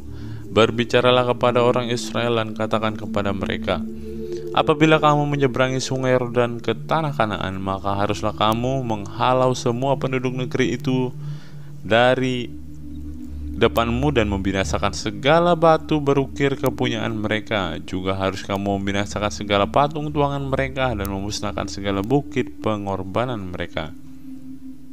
haruslah kamu menduduki negeri itu dan diam di sana, sebab kepadamu lah aku berikan negeri itu untuk diduduki. Maka haruslah kamu membagi negeri itu sebagai milik pusaka dengan membuang undi menurut kaummu. Kepada yang besar jumlahnya haruslah kamu memberikan milik pusaka yang besar, dan kepada yang kecil jumlahnya haruslah kamu memberikan milik pusaka yang kecil, yang ditunjuk oleh undi bagi masing-masing. Itulah bagian undiannya menurut suku nenek moyangmu, haruslah kamu membagi milik pusaka itu. Tetapi jika kamu tidak menghalau penduduk negeri itu dari depanmu, maka orang-orang yang kamu tinggalkan hidup dari mereka akan menjadi seperti selumbar di matamu dan seperti duri yang menusuk lambungmu. Dan mereka akan menyesatkan kamu di negeri yang akan kamu diami itu. Maka akan kulakukan kepadamu seperti yang kurancang melakukan kepada mereka. Bilangan pasal 34. Batas-batas tanah Kanaan.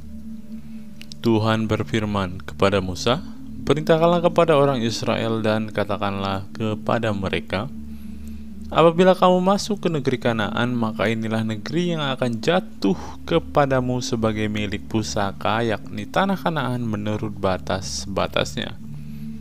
Adapun sisi selatanmu ialah dari padang gurun Zin menyusur Edom, maka batas selatanmu mulai dari ujung laut asin di sebelah timur. Lalu batasmu membelok di selatan pendakian Akrabim, terus ke Zin dan berakhir di sebelah selatan Kades Barnea. Sesudah itu ia mencapai Hazar Adar dan terus ke Asmon. Kemudian batas itu membelok dari Asmon ke sungai Mesir yang berakhir ke laut. Batas baratmu ialah laut besar dan pantainya, itulah batas baratmu. Inilah batas utaramu, mulai dari laut besar haruslah kamu buat tanda batas ke Gunung Hor. Dari Gunung Hor harus kamu buat tanda batas ke jalan yang menuju ke Hamat, lalu batas itu mencapai Zerat. Kemudian batas itu mencapai Sifron dan berakhir di Hazar Enan, itulah batas utaramu. Sebagai batasmu di sebelah timur haruslah kamu membuat tanda batas dari Hazar Enan ke Sefam. Dari Sefam batas itu turun ke Ripla di sebelah timur Ain. Kemudian batas itu turunlah lagi dan mencapai tebing danau Kineret di sebelah timur. Lalu batas itu turun ke sungai Yordan dan berakhir di laut asin, itulah negerimu menurut batas-batasnya sekeliling. Mengenai pembagian tanah Kanaan, Musa memerintahkan kepada orang Israel, itulah negeri yang akan kamu bagi sebagai milik pusaka dengan membuang undi dan yang diperintahkan Tuhan untuk diberikan kepada suku yang 9,5 itu. Sebab suku Bani Ruben menurut puak-puak mereka dan suku Bani Gad menurut puak-puak mereka telah menerima milik pusaka, juga suku Manase yang setengah itu telah menerimanya. 2,5 suku itu telah menerima milik pusaka mereka di seberang sungai Yordan di dekat Yeriko di sebelah timur. Tuhan berfirman kepada Musa, inilah nama orang-orang yang harus membagikan tanah itu kepadamu sebagai milik pusaka, Imam Eleazar dan Yosua bin Nun. Lagi haruslah kamu mengambil seorang pemimpin dari suku untuk membagikan tanah itu sebagai milik pusaka. Itulah nama orang-orang itu dari suku-suku Yehuda: Kaleb bin Yefune dari suku Bani Simeon, Samuel bin Amihud dari suku Benyamin, Elidad bin Kislon dari suku Bani Dan, seorang pemimpin, Buki bin Yokli dari anak-anak Yusuf, yakni dari suku Bani Manase, seorang pemimpin, Haniel bin Efod, dan dari suku Bani Efraim seorang pemimpin, Kemuel bin Siftan. Dari suku Zebulon seorang pemimpin, Elisafan bin Parnah. Dari suku Bani Isakar seorang pemimpin, Paltiel bin Azan. Dari suku Bani Aser seorang pemimpin, Ahihud bin Shelomi. Dari suku Bani Naftali seorang pemimpin, Pedael bin Amihud. Itulah orang-orang yang diperintahkan Tuhan untuk membagikan milik pusaka kepada orang Israel di tanah Kanaan. Bilangan pasal 35. Kota-kota orang Lewi. Tuhan berfirman kepada Musa di dataran Moab di tepi sungai Yordan di dekat Yeriko. Perintahkanlah kepada orang Israel supaya dari milik pusaka kepunyaannya diberikan mereka kota-kota kepada orang Lewi untuk didiami. Juga haruslah kamu memberikan kepada orang Lewi tanah-tanah pengembalaan yang di sekeliling kota-kota itu. Kota-kota itu akan menjadi kepunyaan mereka untuk didiami, dan tanah-tanah pengembalaannya untuk hewan yang mereka miliki dan untuk segala ternak mereka yang lain. Tanah-tanah pengembalaan kota-kota yang harus kamu berikan kepada orang Lewi itu ialah dari tembok kota keluar 1000 hasta berkeliling. Di luar kota itu haruslah kamu mengukur 2000 hasta di sisi timur dan 2000 hasta di sisi selatan dan 2000 hasta di sisi barat dan 2000 hasta di sisi utara, sehingga kota itu berada di tengah-tengahmu. Itulah bagi mereka tanah-tanah pengembalaan kota-kota. Mengenai kota-kota yang harus kamu berikan kepada orang Lewi itu, ialah 6 kota perlindungan yang harus kamu berikan supaya orang pembunuh dapat melarikan diri ke sana. Di samping itu haruslah kamu memberikan 42 kota. Segala kota yang harus kamu berikan kepada orang Lewi itu berjumlah 48 kota, semuanya dengan tanah-tanah pengembalaannya. Mengenai kota-kota yang akan kamu berikan dari tanah milik orang Israel dari suku yang banyak jumlahnya, haruslah kamu ambil banyak, dan dari suku yang sedikit jumlahnya haruslah kamu ambil sedikit. Setiap suku harus memberikan dari kota-kotanya kepada orang Lewi sekadar milik pusaka yang dibagikan kepadanya. Kota-kota perlindungan. Tuhan berfirman kepada Musa, "Berbicaralah kepada orang Israel dan katakanlah kepada mereka, apabila kamu menyeberangi sungai Yordan ke tanah Kanaan, maka haruslah kamu memilih beberapa kota yang menjadi kota-kota perlindungan bagimu, supaya orang pembunuh yang telah membunuh seseorang dengan tidak sengaja dapat melarikan diri ke sana. Kota-kota itu akan menjadi tempat perlindungan bagimu terhadap penuntut balas, supaya pembunuh jangan mati sebelum ia dihadapkan kepada rapat umat untuk diadili. Dan kota-kota yang kamu tentukan itu haruslah 6 buah kota perlindungan bagimu. 3 kota harus kamu tentukan di seberang sungai Yordan sini, dan 3 kota harus kamu tentukan di tanah Kanaan, semuanya kota-kota perlindungan. Ke-6 kota itu haruslah menjadi tempat perlindungan bagi orang Israel dan bagi orang asing dan pendatang di tengah-tengahmu, supaya setiap orang yang telah membunuh seseorang dengan tidak sengaja dapat melarikan diri ke sana. Tetapi jika ia membunuh orang itu dengan benda besi sehingga orang itu mati, maka ia seorang pembunuh, pastilah pembunuh itu dibunuh. Dan jika ia membunuh orang itu dengan batu di tangan yang mungkin menyebabkan matinya seseorang sehingga orang itu mati, maka ia seorang pembunuh, pastilah pembunuh itu dibunuh. Atau jika ia membunuh orang itu dengan benda kayu di tangan yang mungkin menyebabkan matinya seseorang sehingga orang itu mati, maka ia seorang pembunuh, pastilah pembunuh itu dibunuh. Penuntut darahlah yang harus membunuh pembunuh itu. Pada waktu bertemu dengan dia, ia harus membunuh dia. Juga jika ia menumbuk orang itu karena benci atau melempar dia dengan sengaja sehingga orang itu mati, atau jika ia memukul dia dengan tangannya karena perasaan permusuhan sehingga orang itu mati, maka pastilah si pemukul itu dibunuh. Dan seorang pembunuh, penuntut darah, harus membunuh pembunuh itu pada waktu bertemu dengan dia.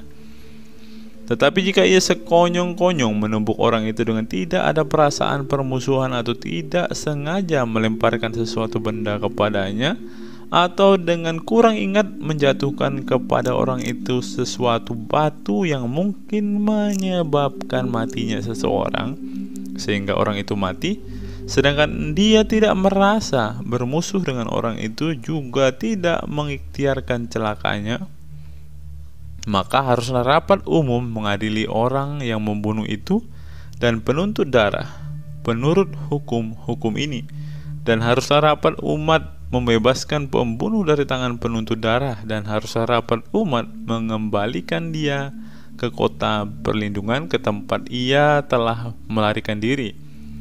Disitulah ia harus tinggal sampai matinya imam besar yang telah diurapi dengan minyak yang kudus. Tetapi jika terjadi bahwa pembunuh itu keluar dari batas kota perlindungan tempat ia melarikan diri, dan penuntut darah mendapat dia di luar batas kota perlindungannya, dan penuntut darah membunuh pembunuh itu, maka tidaklah ia berhutang darah. Sebab pembunuh itu wajib tinggal di kota perlindungan sampai matinya imam besar. Tetapi sesudah matinya imam besar, bolehlah pembunuh itu kembali ke tanah kepunyaannya sendiri. Itulah semuanya yang harus menjadi ketetapan hukum bagi turun-temurun di segala tempat kediamanmu. Setiap orang yang telah membunuh seseorang haruslah dibunuh sebagai pembunuh menurut keterangan saksi-saksi. Tetapi kalau hanya satu orang saksi saja tidak cukup untuk memberi keterangan terhadap seseorang dalam perkara hukuman mati. Janganlah kamu menerima uang tebusan karena nyawa seorang pembunuh yang kesalahannya setimpal dengan hukuman mati, tetapi pastilah ia dibunuh. Juga janganlah kamu menerima uang tebusan karena seseorang telah melarikan diri ke kota perlindungannya, supaya ia boleh kembali untuk diam di tanahnya sebelum matinya imam besar. Jadi janganlah kamu mencemarkan negeri tempat tinggalmu, sebab darah itulah yang mencemarkan negeri itu. Maka bagi negeri itu tidak dapat diadakan pendamaian oleh karena darah yang tertumpah di sana, kecuali dengan darah orang yang telah menumpahkannya.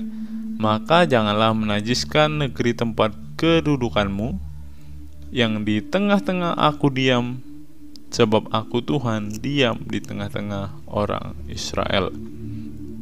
Bilangan 36. Syarat perkawinan anak-anak perempuan yang mempunyai hak waris. Mendekatlah kepala-kepala puak dari kaum Bani Gilead bin Makir bin Manasye, salah satu dari kaum keturunan Yusuf, dan berbicaralah di depan Musa dan pemimpin-pemimpin kepala-kepala suku Israel, kata mereka, Tuhan telah memerintahkan tuanku untuk memberikan tanah itu kepada orang Israel sebagai milik pusaka dengan membuang undi, dan oleh Tuhan telah diperintahkan kepada tuanku untuk memberikan milik pusaka Zelafedat saudara kami kepada anak-anaknya yang perempuan. Tetapi seandainya mereka kawin dengan salah seorang laki-laki dari suku lain di antara orang Israel, maka milik pusaka perempuan itu akan dikurangkan dari milik pusaka bapak-bapak kami yang akan ditambahkan kepada milik pusaka suku yang akan dimasukinya. Jadi akan dikurangkan dari milik pusaka yang diundikan kepada kami. Maka apabila tiba tahun Yobel bagi orang Israel, milik pusaka perempuan itu akan ditambahkan kembali kepada milik pusaka suku yang akan dimasukinya, dan akan dikurangkan dari milik pusaka nenek moyang kami. Lalu Musa memerintahkan kepada orang Israel sesuai dengan titah Tuhan, perkataan suku keturunan Yusuf itu benar. Inilah firman yang diperintahkan Tuhan mengenai anak-anak perempuan Zelafedat, bunyinya, mereka boleh kawin dengan siapa saja yang suka kepada mereka, asal mereka kawin di lingkungan salah satu kaum dari suku ayah mereka. Sebab milik pusaka orang Israel tidak boleh beralih dari suku ke suku, tetapi orang Israel haruslah masing-masing memegang milik pusaka suku nenek moyangnya. Jadi setiap anak perempuan di antara suku-suku orang Israel yang telah mewarisi milik pusaka haruslah kawin dengan seorang dari salah satu kaum yang termasuk suku ayahnya, supaya setiap orang Israel mewarisi milik pusaka nenek moyangnya. Sebab milik pusaka itu tidak boleh beralih dari suku ke suku, tapi suku-suku orang Israel haruslah masing-masing memegang milik pusakanya sendiri. Seperti ini perintahkan Tuhan kepada Musa, demikianlah diperbuat anak-anak perempuan Selafedat.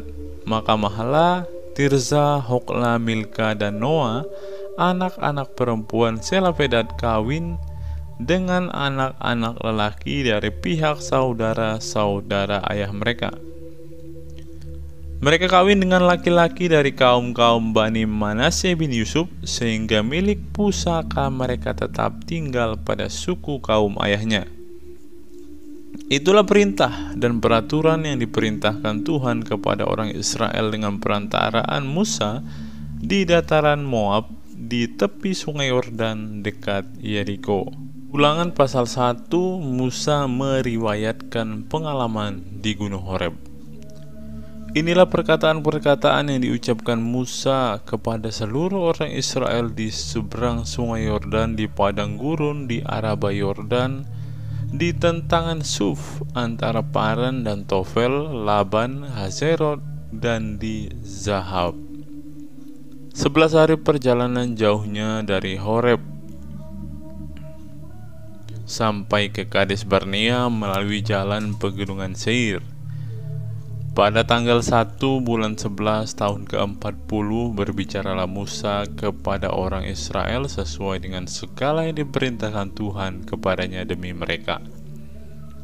Setelah ia memukul kalah Sihon raja orang Amori dan diam di Hesibon, dan Og raja negeri Basan yang diam di Asitarot dekat Edrei di seberang sungai Yordan di tanah Moab, mulailah Musa menguraikan hukum Taurat ini, katanya. Tuhan Allah kita telah berfirman kepada kita di Horeb demikian: telah cukup lama kamu tinggal di gunung ini, majulah, berangkatlah, pergilah ke pegunungan orang Amori dan kepada semua tetangga mereka di Araba Yordan, di pegunungan di daerah bukit, di tanah Negeb dan di tepi pantai laut, yakni negeri orang Kanaan, dan ke gunung Libanon sampai ke Efrat, sungai besar itu. Ketahuilah, aku telah menyerahkan negeri itu kepadamu. Masukilah, dudukilah negeri yang dijanjikan Tuhan dengan sumpah kepada nenek moyangmu, yakni Abraham, Ishak, dan Yakub, untuk memberikannya kepada mereka dan kepada keturunannya. Riwayat pengangkatan hakim-hakim. Pada waktu itu aku berkata kepadamu demikian: seorang dari aku tidak dapat memikul tanggung jawab atas kamu. Tuhan Allahmu telah membuat kamu banyak, dan sesungguhnya sekarang kamu sudah seperti bintang-bintang di langit banyaknya. Tuhan Allahmu, nenek moyangmu, kiranya menambahi kamu 1000 kali lagi dari jumlahmu sekarang, dan memberkati kamu seperti yang dijanjikannya kepadamu. Tetapi bagaimana seorang diri aku dapat memikul tanggung jawab atas kesusahanmu, atas bebanmu dan perkaramu? Kemukakanlah dari suku-sukumu orang-orang yang bijaksana, berakal budi, dan berpengalaman, maka aku akan mengangkat mereka menjadi kepala atas kamu. Lalu kamu menjawab aku, memang baik apa yang kau anjurkan untuk dilakukan itu. Kemudian aku mengambil kepala-kepala sukumu, yakni orang-orang yang bijaksana dan berpengalaman. Lalu aku mengangkat mereka menjadi pemimpin atas kamu, yakni sebagai kepala pasukan 1000, kepala pasukan 100, kepala pasukan 50, dan kepala pasukan 10, dan sebagai pengatur pasukan bagi suku-sukumu. Dan pada waktu itu aku memerintahkan kepada para hakimmu demikian: berilah perhatian kepada perkara-perkara di antara saudara-saudaramu, dan berilah keputusan yang adil di dalam perkara-perkara antara seorang dengan saudaranya atau dengan orang asing yang ada padanya. Dalam mengadili jangan pandang bulu, baik perkara orang kecil maupun perkara orang besar harus kamu dengarkan. Jangan gentar terhadap siapapun, sebab pengadilan adalah kepunyaan Allah. Tetapi perkara yang terlalu besar sukar bagimu harus kamu hadapkan kepadaku supaya aku mendengarnya. Demikianlah aku pada waktu itu memerintahkan kepadamu segala hal yang harus kamu lakukan. Riwayat ke-12 pengintai. Kemudian kita berangkat dari Horeb dan berjalan melalui segenap padang gurun yang besar dan dahsyat yang telah kamu lihat itu, ke arah pegunungan orang Amori seperti yang diperintahkan kepada kita oleh Tuhan Allah kita. Lalu kita sampai ke Kades Barnea. Ketika itu aku berkata kepadamu, kamu sudah sampai ke pegunungan orang Amori yang diberikan kepada kita oleh Tuhan Allah kita. Ketahuilah Tuhan Allahmu telah menyerahkan negeri itu kepadamu. Majulah, dudukilah seperti yang difirmankan kepadamu oleh Tuhan Allah nenek moyangmu. Jangan takut dan janganlah patah hati. Lalu kamu sekalian mendekati aku dan berkata, marilah kita menyuruh beberapa orang mendahului kita untuk menyelidiki negeri itu bagi kita dan membawa kabar kepada kita tentang jalan yang akan kita lalui dan tentang kota-kota yang akan kita datangi. Hal itu kupandang baik jika aku memilih daripadamu 12 orang dari tiap-tiap suku seorang. Mereka pergi dan berjalan ke arah pegunungan, lalu sampai ke lembah Eskol, kemudian menyelidiki negeri itu. Maka mereka mengambil buah-buahan negeri itu dan membawanya kepada kita. Pula mereka membawa kabar kepada kita, demikian negeri yang diberikan Tuhan Allah kita kepada kita itu baik. Tetapi kamu tidak mau berjalan ke sana, kamu menantang titah Tuhan Allahmu. Kamu menggerutu di dalam kemahmu serta berkata, karena Tuhan membenci kita, maka Ia membawa kita keluar dari tanah Mesir untuk menyerahkan kita ke dalam tangan orang Amori supaya dimusnahkan.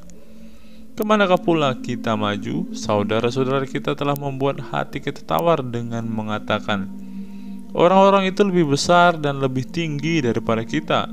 Kota-kota di sana besar dan kubu-kubunya sampai ke langit. Lagi pula kami melihat orang-orang enak di sana. Ketika itu aku berkata kepadamu, janganlah gemetar, janganlah takut kepada mereka. Tuhan Allahmu yang berjalan di depanmu, Dialah yang akan berperang untukmu sama seperti yang dilakukannya bagimu di Mesir di depan matamu. Dan di padang gurun di mana engkau melihat Tuhan Allahmu mendukung engkau seperti seorang mendukung anaknya, sepanjang jalan yang kamu tempuh sampai kita tiba di tempat ini. Tetapi walaupun demikian kamu tidak percaya kepada Tuhan Allahmu yang berjalan di depanmu di perjalanan untuk mencari tempat bagimu, di mana kamu dapat berkemah dengan api pada waktu malam dan dengan awan pada waktu siang untuk memperlihatkan kepadamu jalan yang harus kamu tempuh. Riwayat atas hukuman atas Israel. Ketika Tuhan mendengarkan gerutumu itu, Ia menjadi murka dan bersumpah, tidak seorang pun dari orang-orang ini, angkatan yang jahat ini, akan melihat negeri yang baik yang dengan sumpah kujanjikan untuk memberikannya kepada nenek moyangmu, kecuali Kaleb bin Yefune. Dialah yang akan melihat negeri itu, dan kepadanya dan kepada anak-anaknya akan kuberikan negeri yang diinjaknya itu, karena dengan sepenuh hati ia mengikuti Tuhan. Juga kepadaku Tuhan murka oleh karena kamu, Ia berfirman, juga engkau tidak akan masuk ke sana. Yosua bin Nun pelayanmu, dialah yang akan masuk ke sana. Berilah kepadanya semangat, sebab dialah yang akan memimpin orang Israel sampai mereka memiliki negeri itu. Dan anak-anakmu yang kecil dan kamu katakan akan menjadi rampasan, dan anak-anakmu yang sekarang ini yang belum mengetahui tentang yang baik dan yang jahat, mereka lah yang akan masuk ke sana, dan kepada mereka lah aku akan memberikannya, dan mereka lah yang akan memilikinya. Tetapi kamu ini baiklah berangkat ke padang gurun ke arah laut Teberau. Riwayat kegagalan serangan ke bagian selatan. Lalu kamu menjawab, katamu kepadaku, kami berbuat dosa kepada Tuhan. Kami mau maju berperang. menurut segala yang diperintahkan kepada kami oleh Tuhan Allah kita. Dan setiap orang daripadamu menyandang senjata perangnya, sebab kamu menganggap mudah untuk berjalan maju ke arah pegunungan. Tetapi Tuhan berfirman kepadaku, katakanlah kepada mereka, janganlah kamu maju dan janganlah kamu berperang, sebab aku tidak ada di tengah-tengahmu. Nanti kamu terpukul kalah oleh musuhmu. Dan aku berbicara kepadamu, tetapi kamu tidak mendengarkan. Kamu menentang titah Tuhan, kamu berlaku terlalu berani dan maju ke arah pegunungan. Kemudian orang Amori yang diam di pegunungan itu keluar menyerbu kamu, dan mereka mengejar kamu seperti lebah dan mengalahkan kamu dari Seir sampai Horma. Lalu kamu pulang dan menangis di hadapan Tuhan, tetapi Tuhan tidak mendengarkan tangisanmu dan tidak memberi telinga kepada suaramu. Demikianlah kamu lama tinggal di Kades, yakni sepanjang waktu kamu tinggal di sana. Ulangan pasal 2, riwayat perjalanan di padang gurun. Kemudian kita balik dan berangkat ke padang gurun ke arah laut Teberau seperti yang difirmankan Tuhan kepadaku. Lama kita berjalan keliling pegunungan Seir. Lalu berfirmanlah Tuhan kepadaku demikian, telah cukup lamanya kamu berjalan keliling pegunungan ini. Beloklah sekarang ke utara. Perintahkanlah kepada bangsa itu demikian, sebentar lagi kamu akan berjalan melalui daerah-daerah saudaramu Bani Esau dan diam di Seir. Mereka akan takut kepadamu. Tetapi hati-hatilah sekali, janganlah menyerang mereka, sebab aku tidak akan memberikan kepadamu setapak kaki dari negeri mereka, karena kepada Esau telah kuberikan pegunungan Seir menjadi miliknya. Makanan haruslah kamu beli dari mereka dengan uang, supaya kamu dapat makan. Juga air haruslah kamu beli dari mereka dengan uang, supaya kamu dapat minum. Sebab Tuhan Allahmu memberkati engkau dalam segala pekerjaan tanganmu. Ia memperhatikan perjalananmu melalui padang gurun yang besar ini. Ke-40 tahun ini Tuhan Allahmu menyertai engkau, dan engkau tidak kekurangan apapun. Kemudian kita berjalan terus meninggalkan daerah saudara-saudara kita Bani Esau yang diam di Seir, meninggalkan jalan dari Araba Yordan, yakni dari Elad dan Ezion Geber. Sesudah itu kita belok dan berjalan terus ke arah pegunungan gurun Moab. Lalu berfirmanlah Tuhan kepadaku, janganlah melawan Moab dan janganlah menyerang mereka, sebab aku tidak akan memberikan kepadamu apapun dari negerinya menjadi milikmu, karena Ar telah kuberikan kepada Bani Lot menjadi miliknya. Dahulu orang Emim diam di sana, suatu bangsa yang besar dan banyak jumlahnya, tinggi seperti orang Enak. Mereka itu pun dikira orang Refaim seperti orang Enak, tetapi orang Moab menyebut mereka orang Emim. Dan dahulu di Seir diam orang Hori, tetapi Bani Esau telah menduduki daerah mereka, memunahkan mereka dari hadapannya, lalu menetap di sana menggantikan mereka, seperti yang dilakukan orang Israel dengan negeri miliknya yang diberikan Tuhan kepada mereka. Jadi sekarang bersiaplah kamu dan seberangilah sungai Zered. Lalu kita menyeberang sungai Zered. Lamanya kita berjalan sejak dari Kades Barnea sampai kita ada di seberang sungai Zered ada 38 tahun, sampai seluruh angkatan itu, yakni prajurit, habis binasa dari perkemahan seperti yang dijanjikan Tuhan dengan sumpah kepada mereka. Dan tangan Tuhan juga melawan mereka untuk menghamburkan mereka dari perkemahan sampai mereka habis binasa. Maka ketika dari bangsa itu telah habis binasa semua prajurit, berfirmanlah Tuhan kepadaku, pada hari ini engkau akan berjalan melintasi perbatasan Moab, yakni Ar. Maka engkau sampai ke dekat Bani Amon.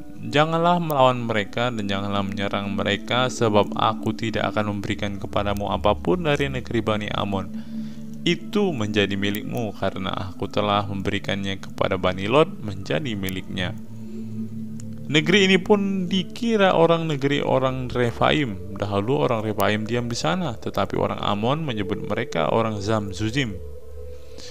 Suatu bangsa yang besar dan banyak jumlahnya, tinggi seperti orang Enak, tetapi Tuhan telah memunahkan mereka dari hadapan Bani Amon, sehingga orang-orang itu menduduki daerah mereka dan menetap di sana menggantikan mereka. Seperti yang dilakukan Tuhan bagi Bani Esau dan yang diam di Seir, ketika ia memunahkan orang Hori dari depan mereka sehingga mereka menduduki negeri orang Hori itu dan menetap di sana menggantikan orang-orang itu sampai sekarang. Juga orang Awi yang diam di kampung-kampung sampai Gaza dipunahkan oleh orang Kaftor yang berasal dari Kaftor, lalu orang Kaftor itu menetap di sana menggantikan mereka. Bersiaplah kamu, berangkatlah dan seberangilah sungai Arnon. Ketahuilah aku menyerahkan Sihon raja Hesibon orang Amori itu beserta negerinya ke dalam tanganmu. Mulailah menduduki negerinya dan seranglah Sihon. Pada hari ini aku mulai mendatangkan ke atas bangsa-bangsa di seluruh kolong langit keseganan dan ketakutan terhadap kamu, sehingga mereka menggigil dan gemetar karena engkau apabila mendengar tentang kamu. Riwayat peperangan melawan Sihon raja Hesibon. Kemudian aku menyuruh utusan dari padang gurun Kedemot kepada Sihon raja Hesibon menyampaikan pesan perdamaian bunyinya. Izinkanlah aku berjalan melalui negerimu. Aku akan tetap berjalan mengikuti jalan raya dengan tidak menyimpang ke kanan atau ke kiri. Jualah makanan kepadaku dengan bayaran uang supaya aku dapat makan, dan berikanlah air kepadaku ganti uang supaya aku dapat minum. Hanya izinkanlah aku lewat dengan berjalan kaki, seperti yang diperbuat kepadaku oleh Bani Esau yang diam di Seir dan oleh orang Moab yang diam di Ar, sampai aku menyeberangi sungai Yordan pergi ke negeri yang diberikan kepada kami oleh Tuhan Allah kami. Tetapi Sihon raja Hesibon tidak mau memberikan kita berjalan melalui daerahnya, sebab Tuhan Allahmu membuat dia keras kepala dan tegar hati dengan maksud menyerahkan dia ke dalam tanganmu seperti yang terjadi sekarang ini. Lalu Tuhan berfirman kepadaku, ketahuilah aku mulai menyerahkan Sihon dan negerinya kepadamu. Mulailah menduduki negerinya supaya menjadi milikmu. Kemudian Sihon dan seluruh tentaranya maju mendatangi kita untuk berperang dekat Yahas.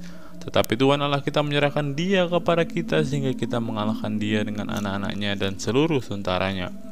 Ayat 34. Pada waktu itu kita merebut segala kotanya dan merampas penduduk setiap kota, laki-laki dan perempuan serta anak-anak.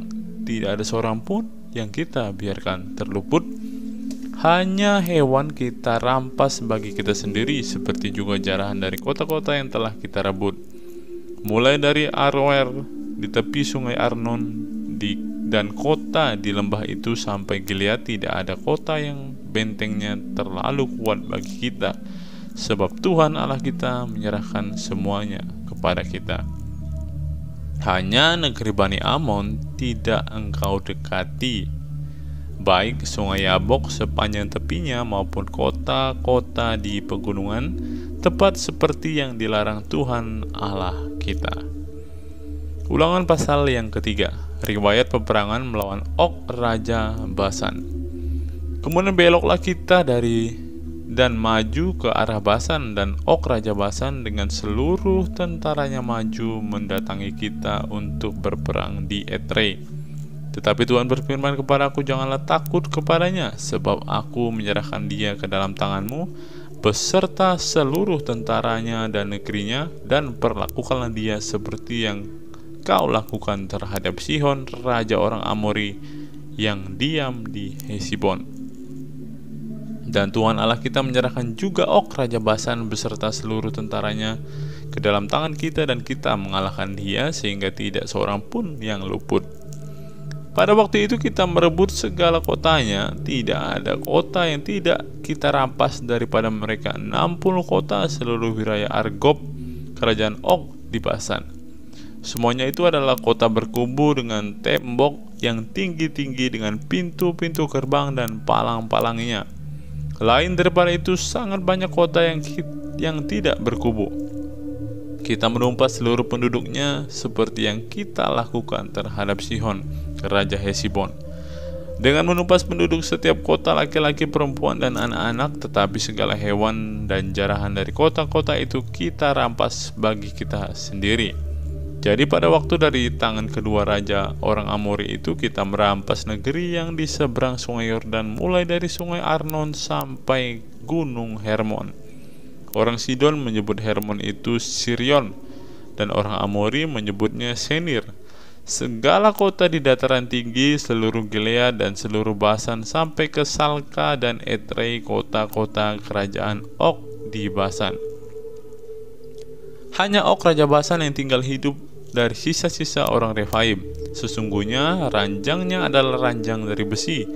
Bukankah itu masih ada di kota Raba Bani Amon? 9 hasta panjangnya dan 4 hasta lebarnya menurut hasta biasa. Riwayat penyerahan daerah sebelah timur sungai Yordan. Adapun negeri itu telah kita duduki pada waktu itu, mulai dari Aroer di tepi sungai Arnon beserta setengah dari pegunungan Gilead dengan kota-kota, aku berikan kepada orang Ruben dan orang Gad. Dan masih tinggal dari Gilead beserta seluruh Basan kerajaan Og, yakni seluruh wilayah Argob, aku berikan kepada suku Manasye yang setengah itu. Seluruh Basan ini disebut negeri orang Refaim. Yair anak Manasye mengambil seluruh wilayah Argob sampai daerah orang Gesur dan Makha, dan menamai daerah itu yakni Basan menurut namanya sendiri. Hawat Yair sampai sekarang. Kepada Makir diberikan Gilead, kepada orang Ruben dan kepada orang Gad kuberikan sebagian dari Gilead. Sebelah sini sampai sungai Arnon, yakni sebelah dari sungai itu dengan daerah pinggirnya, dan sebelah sana sampai sungai Yabok, batas daerah Bani Amon. Selanjutnya Araba Yordan dan sungai Yordan dengan daerah pinggirnya mulai dari Kineret sampai ke laut Araba, yakni laut Asin, di kaki lereng gunung Pisga ke arah timur. Pada waktu itu aku memerintahkan kepadamu demikian: Tuhan Allahmu telah memberikan negeri ini kepadamu untuk dimiliki. Namun kamu, yakni semua orang yang gagah perkasa, harus menyeberang dengan bersenjata di depan saudara-saudaramu orang Israel.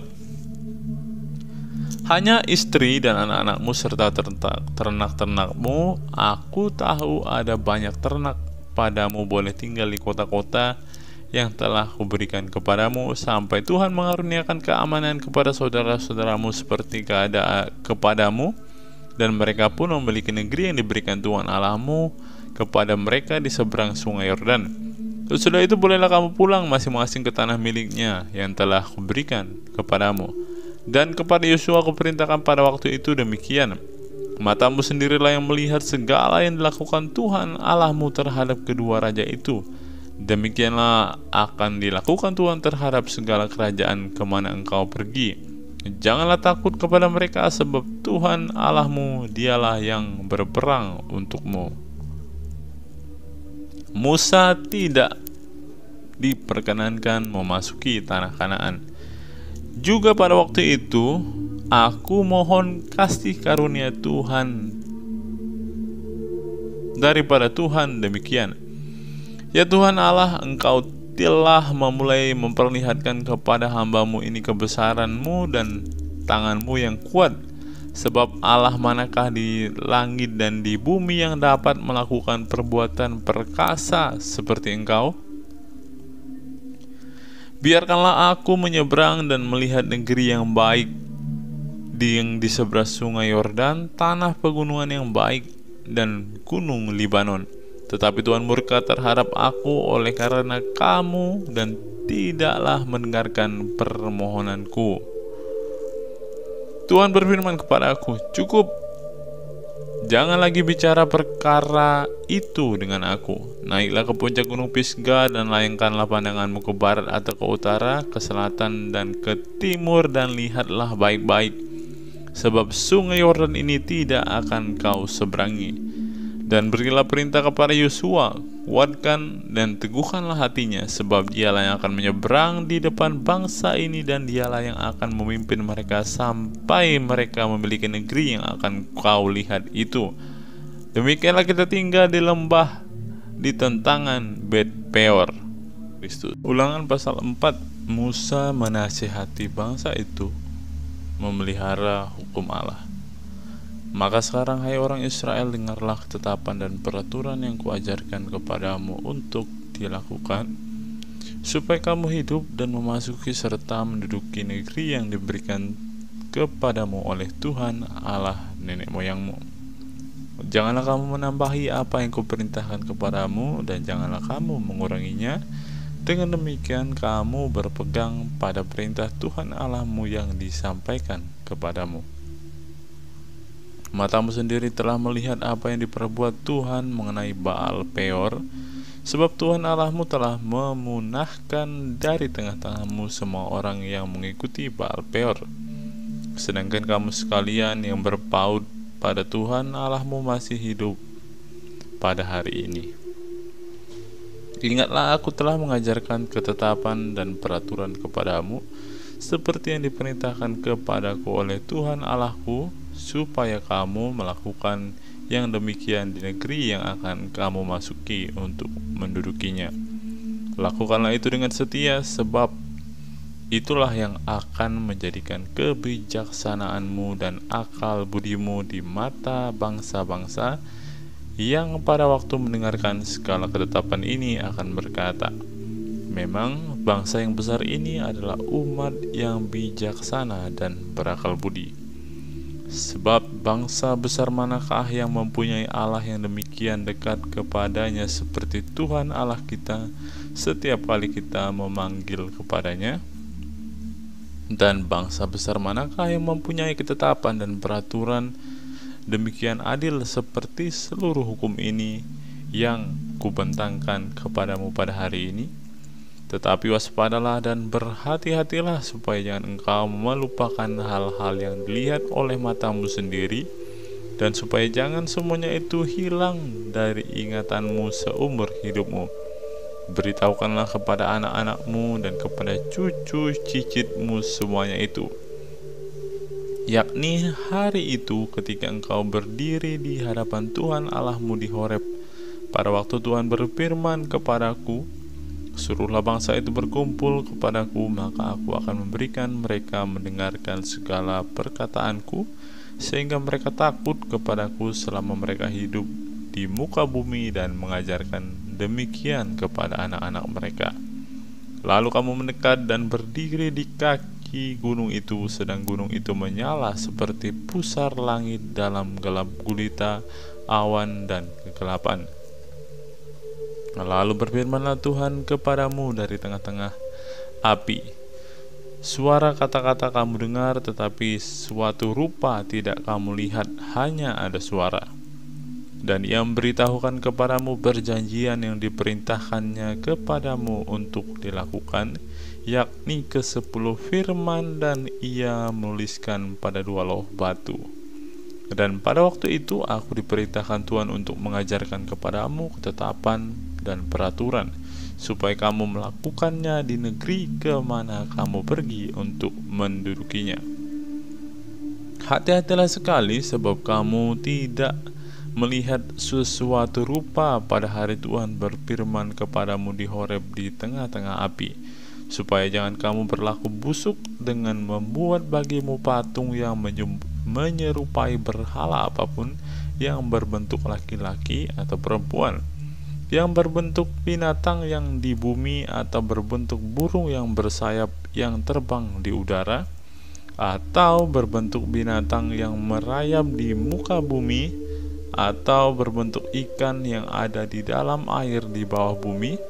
Dan supaya jangan engkau mengarahkan matamu ke langit, sehingga apabila engkau melihat matahari, bulan, dan bintang, segenap tentara langit, engkau disesatkan untuk sujud, menyembah, dan beribadah kepada sekaliannya itu, yang justru diberikan Tuhan Allahmu kepada segala bangsa di seluruh kolong langit sebagai bagian mereka.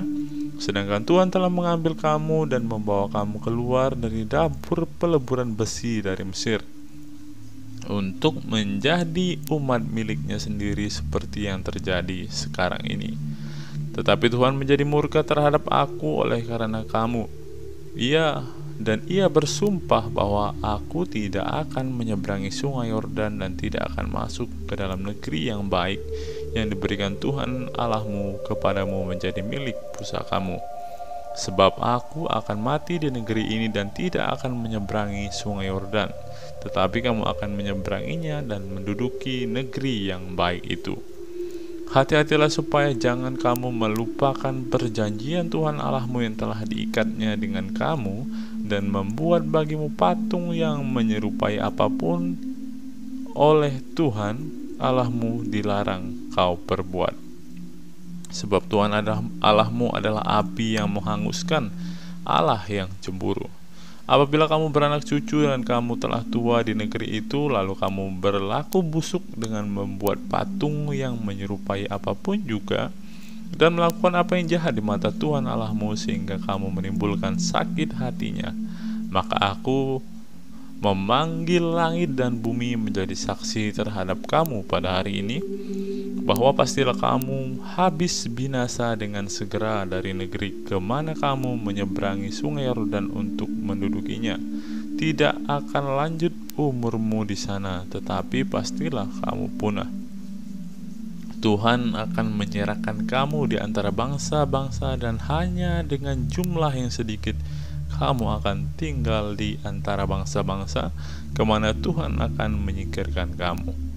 Maka di sana kamu akan beribadah kepada Allah buatan tangan manusia, dari kayu dan batu, yang tidak dapat melihat dan tidak dapat mendengar dan tidak dapat makan dan tidak dapat mencium. Dan baru di sana engkau mencari Tuhan Allahmu dan menemukannya, asal engkau menanyakan Dia dengan segenap hatimu dan dengan segenap jiwamu. Apabila engkau dalam keadaan terdesak dan dalam segala hal ini menimpa engkau di kemudian hari, maka engkau akan kembali kepada Tuhan Allahmu dan mendengarkan suaranya. Sebab Tuhan Allahmu adalah Allah penyayang, Ia tidak akan meninggalkan atau memusnahkan engkau, dan Ia tidak akan melupakan perjanjiannya yang diikrarkannya dengan sumpah kepada nenek moyangmu. Sebab cobalah tanyakan dari ujung langit ke ujung bumi tentang zaman dahulu yang ada sebelum engkau, sejak waktu Allah menciptakan manusia di atas bumi. Apakah ada pernah terjadi sesuatu hal yang demikian besar, atau apakah ada pernah terdengar sesuatu seperti itu? Pernahkah suatu bangsa mendengar suara ilahi yang berbicara di tengah-tengah api seperti yang kau dengar dan tetap hidup? Atau pernahkah suatu Allah mencoba datang untuk mengambil baginya suatu bangsa dari tengah-tengah bangsa yang lain dengan cobaan-cobaan, tanda-tanda, serta mujizat-mujizat dan peperangan, dengan tangan yang kuat, dengan lengan yang teracung, dan dengan kedahsyatan-kedahsyatan yang besar seperti yang dilakukan Tuhan Allahmu bagimu di Mesir di depan matamu? Engkau diberi melihatnya untuk mengetahui bahwa Tuhanlah Allah, tidak ada Allah yang lain kecuali Dia. Dari langit Ia memberikan engkau mendengar suaranya untuk mengajari engkau.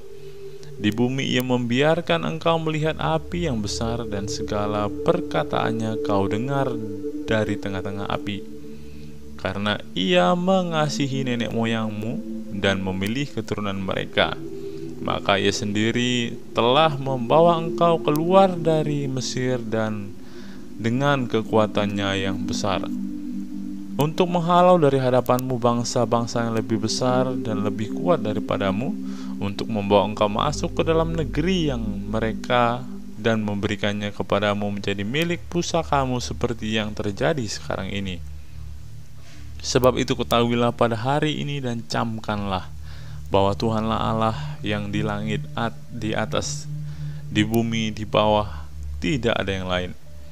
Berpeganglah pada ketetapan dan perintahnya yang kusampaikan kepadamu pada hari ini, supaya baik keadaanmu dan keadaan anak-anakmu yang kemudian, dan supaya lanjut umurmu di tanah yang diberikan Tuhan Allahmu kepadamu untuk selama-lamanya. Kota-kota perlindungan di seberang sungai Yordan.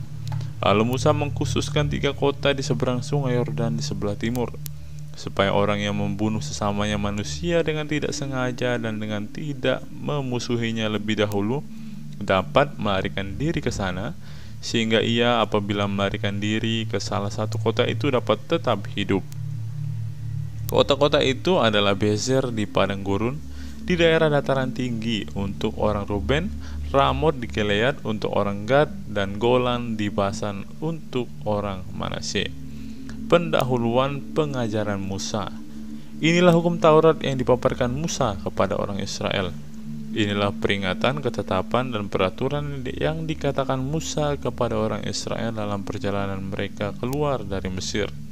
Di seberang sungai Yordan, di lembah di tentangan Bet Peor, di negeri Sihon, raja orang Amori yang diam di Hesibon, yang dipukul kalah oleh Musa dan orang Israel dalam perjalanan mereka keluar dari Mesir. Negerinya diduduki mereka, dan juga negeri Og, raja orang Basan, kedua-duanya raja orang Amori yang diam di seberang sungai Yordan di sebelah timur, mulai dari Aroer di tepi sungai Arnon sampai gunung Sirion, itulah gunung Hermon, serta seluruh dataran di seberang sungai Yordan di sebelah timur sampai laut Araba di kaki lereng gunung Pisga. Ulangan pasal yang kelima, ke-10 firman. Musa memanggil seluruh orang Israel berkumpul dan berkata kepada mereka, "Dengarlah hai orang Israel ketetapan dan peraturan pada hari ini. Kuperdengarkan kepadamu supaya kamu mempelajarinya dan melakukannya dengan setia. Tuhan Allah kita telah mengikat perjanjian dengan kita di Horeb. Bukan dengan nenek moyang kita, Tuhan kita mengikat perjanjian itu, tetapi dengan kita. Kita yang ada di sini pada hari ini, kita semuanya yang masih hidup. Tuhan telah berbicara berhadapan muka dengan kamu di gunung di tengah-tengah api. Aku pada waktu itu berdiri antara Tuhan dan kamu untuk memberitahukan firman Tuhan kepadamu, sebab kamu takut kepada api dan kamu tidak naik ke gunung." Dan ia berfirman, "Akulah Tuhan Allahmu yang membawa engkau keluar dari tanah Mesir, dari tempat perbudakan. Jangan ada padamu Allah lain di hadapanku. Janganlah membuat bagimu patung yang menyerupai apapun yang ada di langit di atas, atau yang ada di bumi di bawah, atau yang ada di dalam air di bawah bumi. Jangan sujud menyembah kepadanya atau beribadah kepadanya, sebab aku Tuhan Allahmu adalah Allah yang cemburu, yang membalaskan kesalahan bapa kepada anak-anaknya dan kepada keturunan yang ketiga dan keempat dari orang-orang yang membenci aku. Tetapi aku menunjukkan kasih setia kepada beribu-ribu orang, yaitu mereka yang mengasihi aku dan yang berpegang pada perintah-perintahku. Jangan menyebut nama Tuhan Allahmu dengan sembarangan, sebab Tuhan akan memandang bersalah orang yang menyebut namanya dengan sembarangan. Tetapi tetaplah ingat dan kuduskanlah hari Sabat seperti yang diperintahkan kepadamu oleh Tuhan Allahmu. 6 hari lamanya engkau akan bekerja dan melakukan segala pekerjaanmu, tetapi pada hari yang ke-7 adalah Sabat Tuhan Allahmu.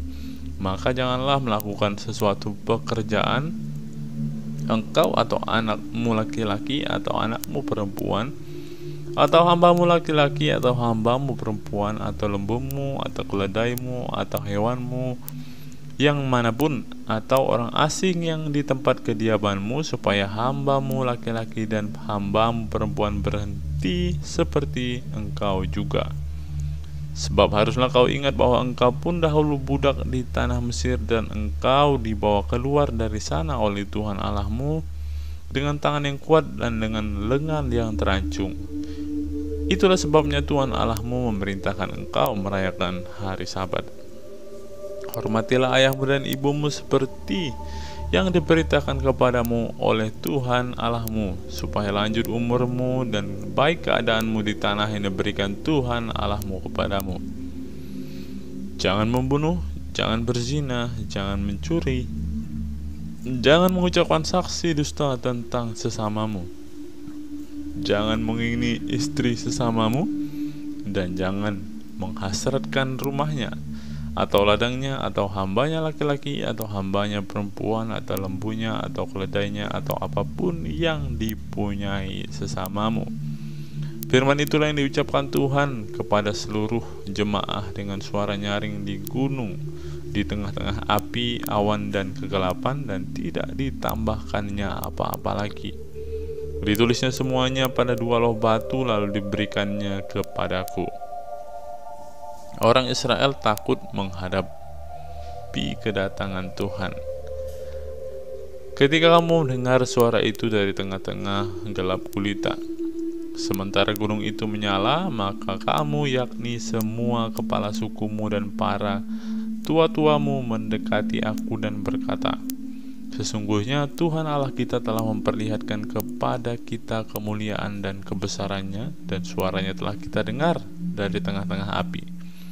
Pada hari ini telah kami lihat bahwa Allah berbicara dengan manusia, dan manusia itu tetap hidup. Tetapi sekarang, mengapa kami harus mati? Sebab api yang besar ini akan menghanguskan kami. Apabila kami lebih lama lagi mendengarkan suara Tuhan Allah kita, kami akan mati. Sebab makhluk manakah yang telah mendengarkan suara dari Allah yang hidup dan yang berbicara dari tengah-tengah api seperti kami dan tetap hidup? Mendekatlah engkau dan dengarlah segala yang difirmankan Tuhan Allah kita, dan engkaulah yang mengatakan kepada kami segala yang difirmankan kepadamu oleh Tuhan Allah kita, maka kami akan mendengarkan dan melakukannya. Ketika Tuhan mendengarkan perkataan itu, sedang kamu mengatakan kepadaku, maka berfirmanlah Tuhan kepadaku, Tuhan, kau dengar perkataan bangsa ini yang dikatakan mereka kepadamu. Segala yang dikatakan mereka itu baik, kiranya hati mereka selalu begitu, yakni takut akan daku dan berpegang pada segala perintahku, supaya baik keadaan mereka dan anak-anak mereka untuk selama-lamanya. Pergilah, katakanlah kepada mereka, kembalilah ke kemahmu. Tetapi engkau berdiri di sini bersama-sama dengan aku, maka aku hendak mengatakan kepadamu segenap perintah, yakni ketetapan dan peraturan yang akan kuajarkan kepada mereka, supaya mereka melakukannya di negeri yang kuberikan kepada mereka untuk dimiliki. Maka lakukanlah semuanya itu dengan setia, seperti yang diperintahkan kepadamu oleh Tuhan Allahmu. Janganlah menyimpang ke kanan atau ke kiri. Segenap jalan yang diperintahkan kepadamu oleh Tuhan Allahmu haruslah kamu jalani, supaya kamu hidup dan baik keadaanmu serta lanjut umurmu di negeri yang akan kamu duduki. Ulangan pasal yang ke-6. Kasih kepada Allah adalah perintah yang utama. Inilah perintah, yakni ketetapan dan peraturan yang aku ajarkan kepadamu atas perintah Tuhan Allahmu untuk dilakukan di negeri kemana kamu pergi untuk mendudukinya, supaya seumur hidupmu engkau dan anak cucumu takut akan Tuhan Allahmu dan berpegang pada segala ketetapan dan perintahnya yang kusampaikan kepadamu, dan supaya lanjut umurmu. Maka dengarlah, hai orang Israel, lakukanlah itu dengan setia, supaya baik keadaanmu dan supaya kamu menjadi sangat banyak, seperti yang dijanjikan Tuhan Allah nenek moyangmu kepadamu di suatu negeri yang berlimpah-limpah susu dan madunya. Dengarlah, hai orang Israel, Tuhan itu Allah kita, Tuhan itu Esa.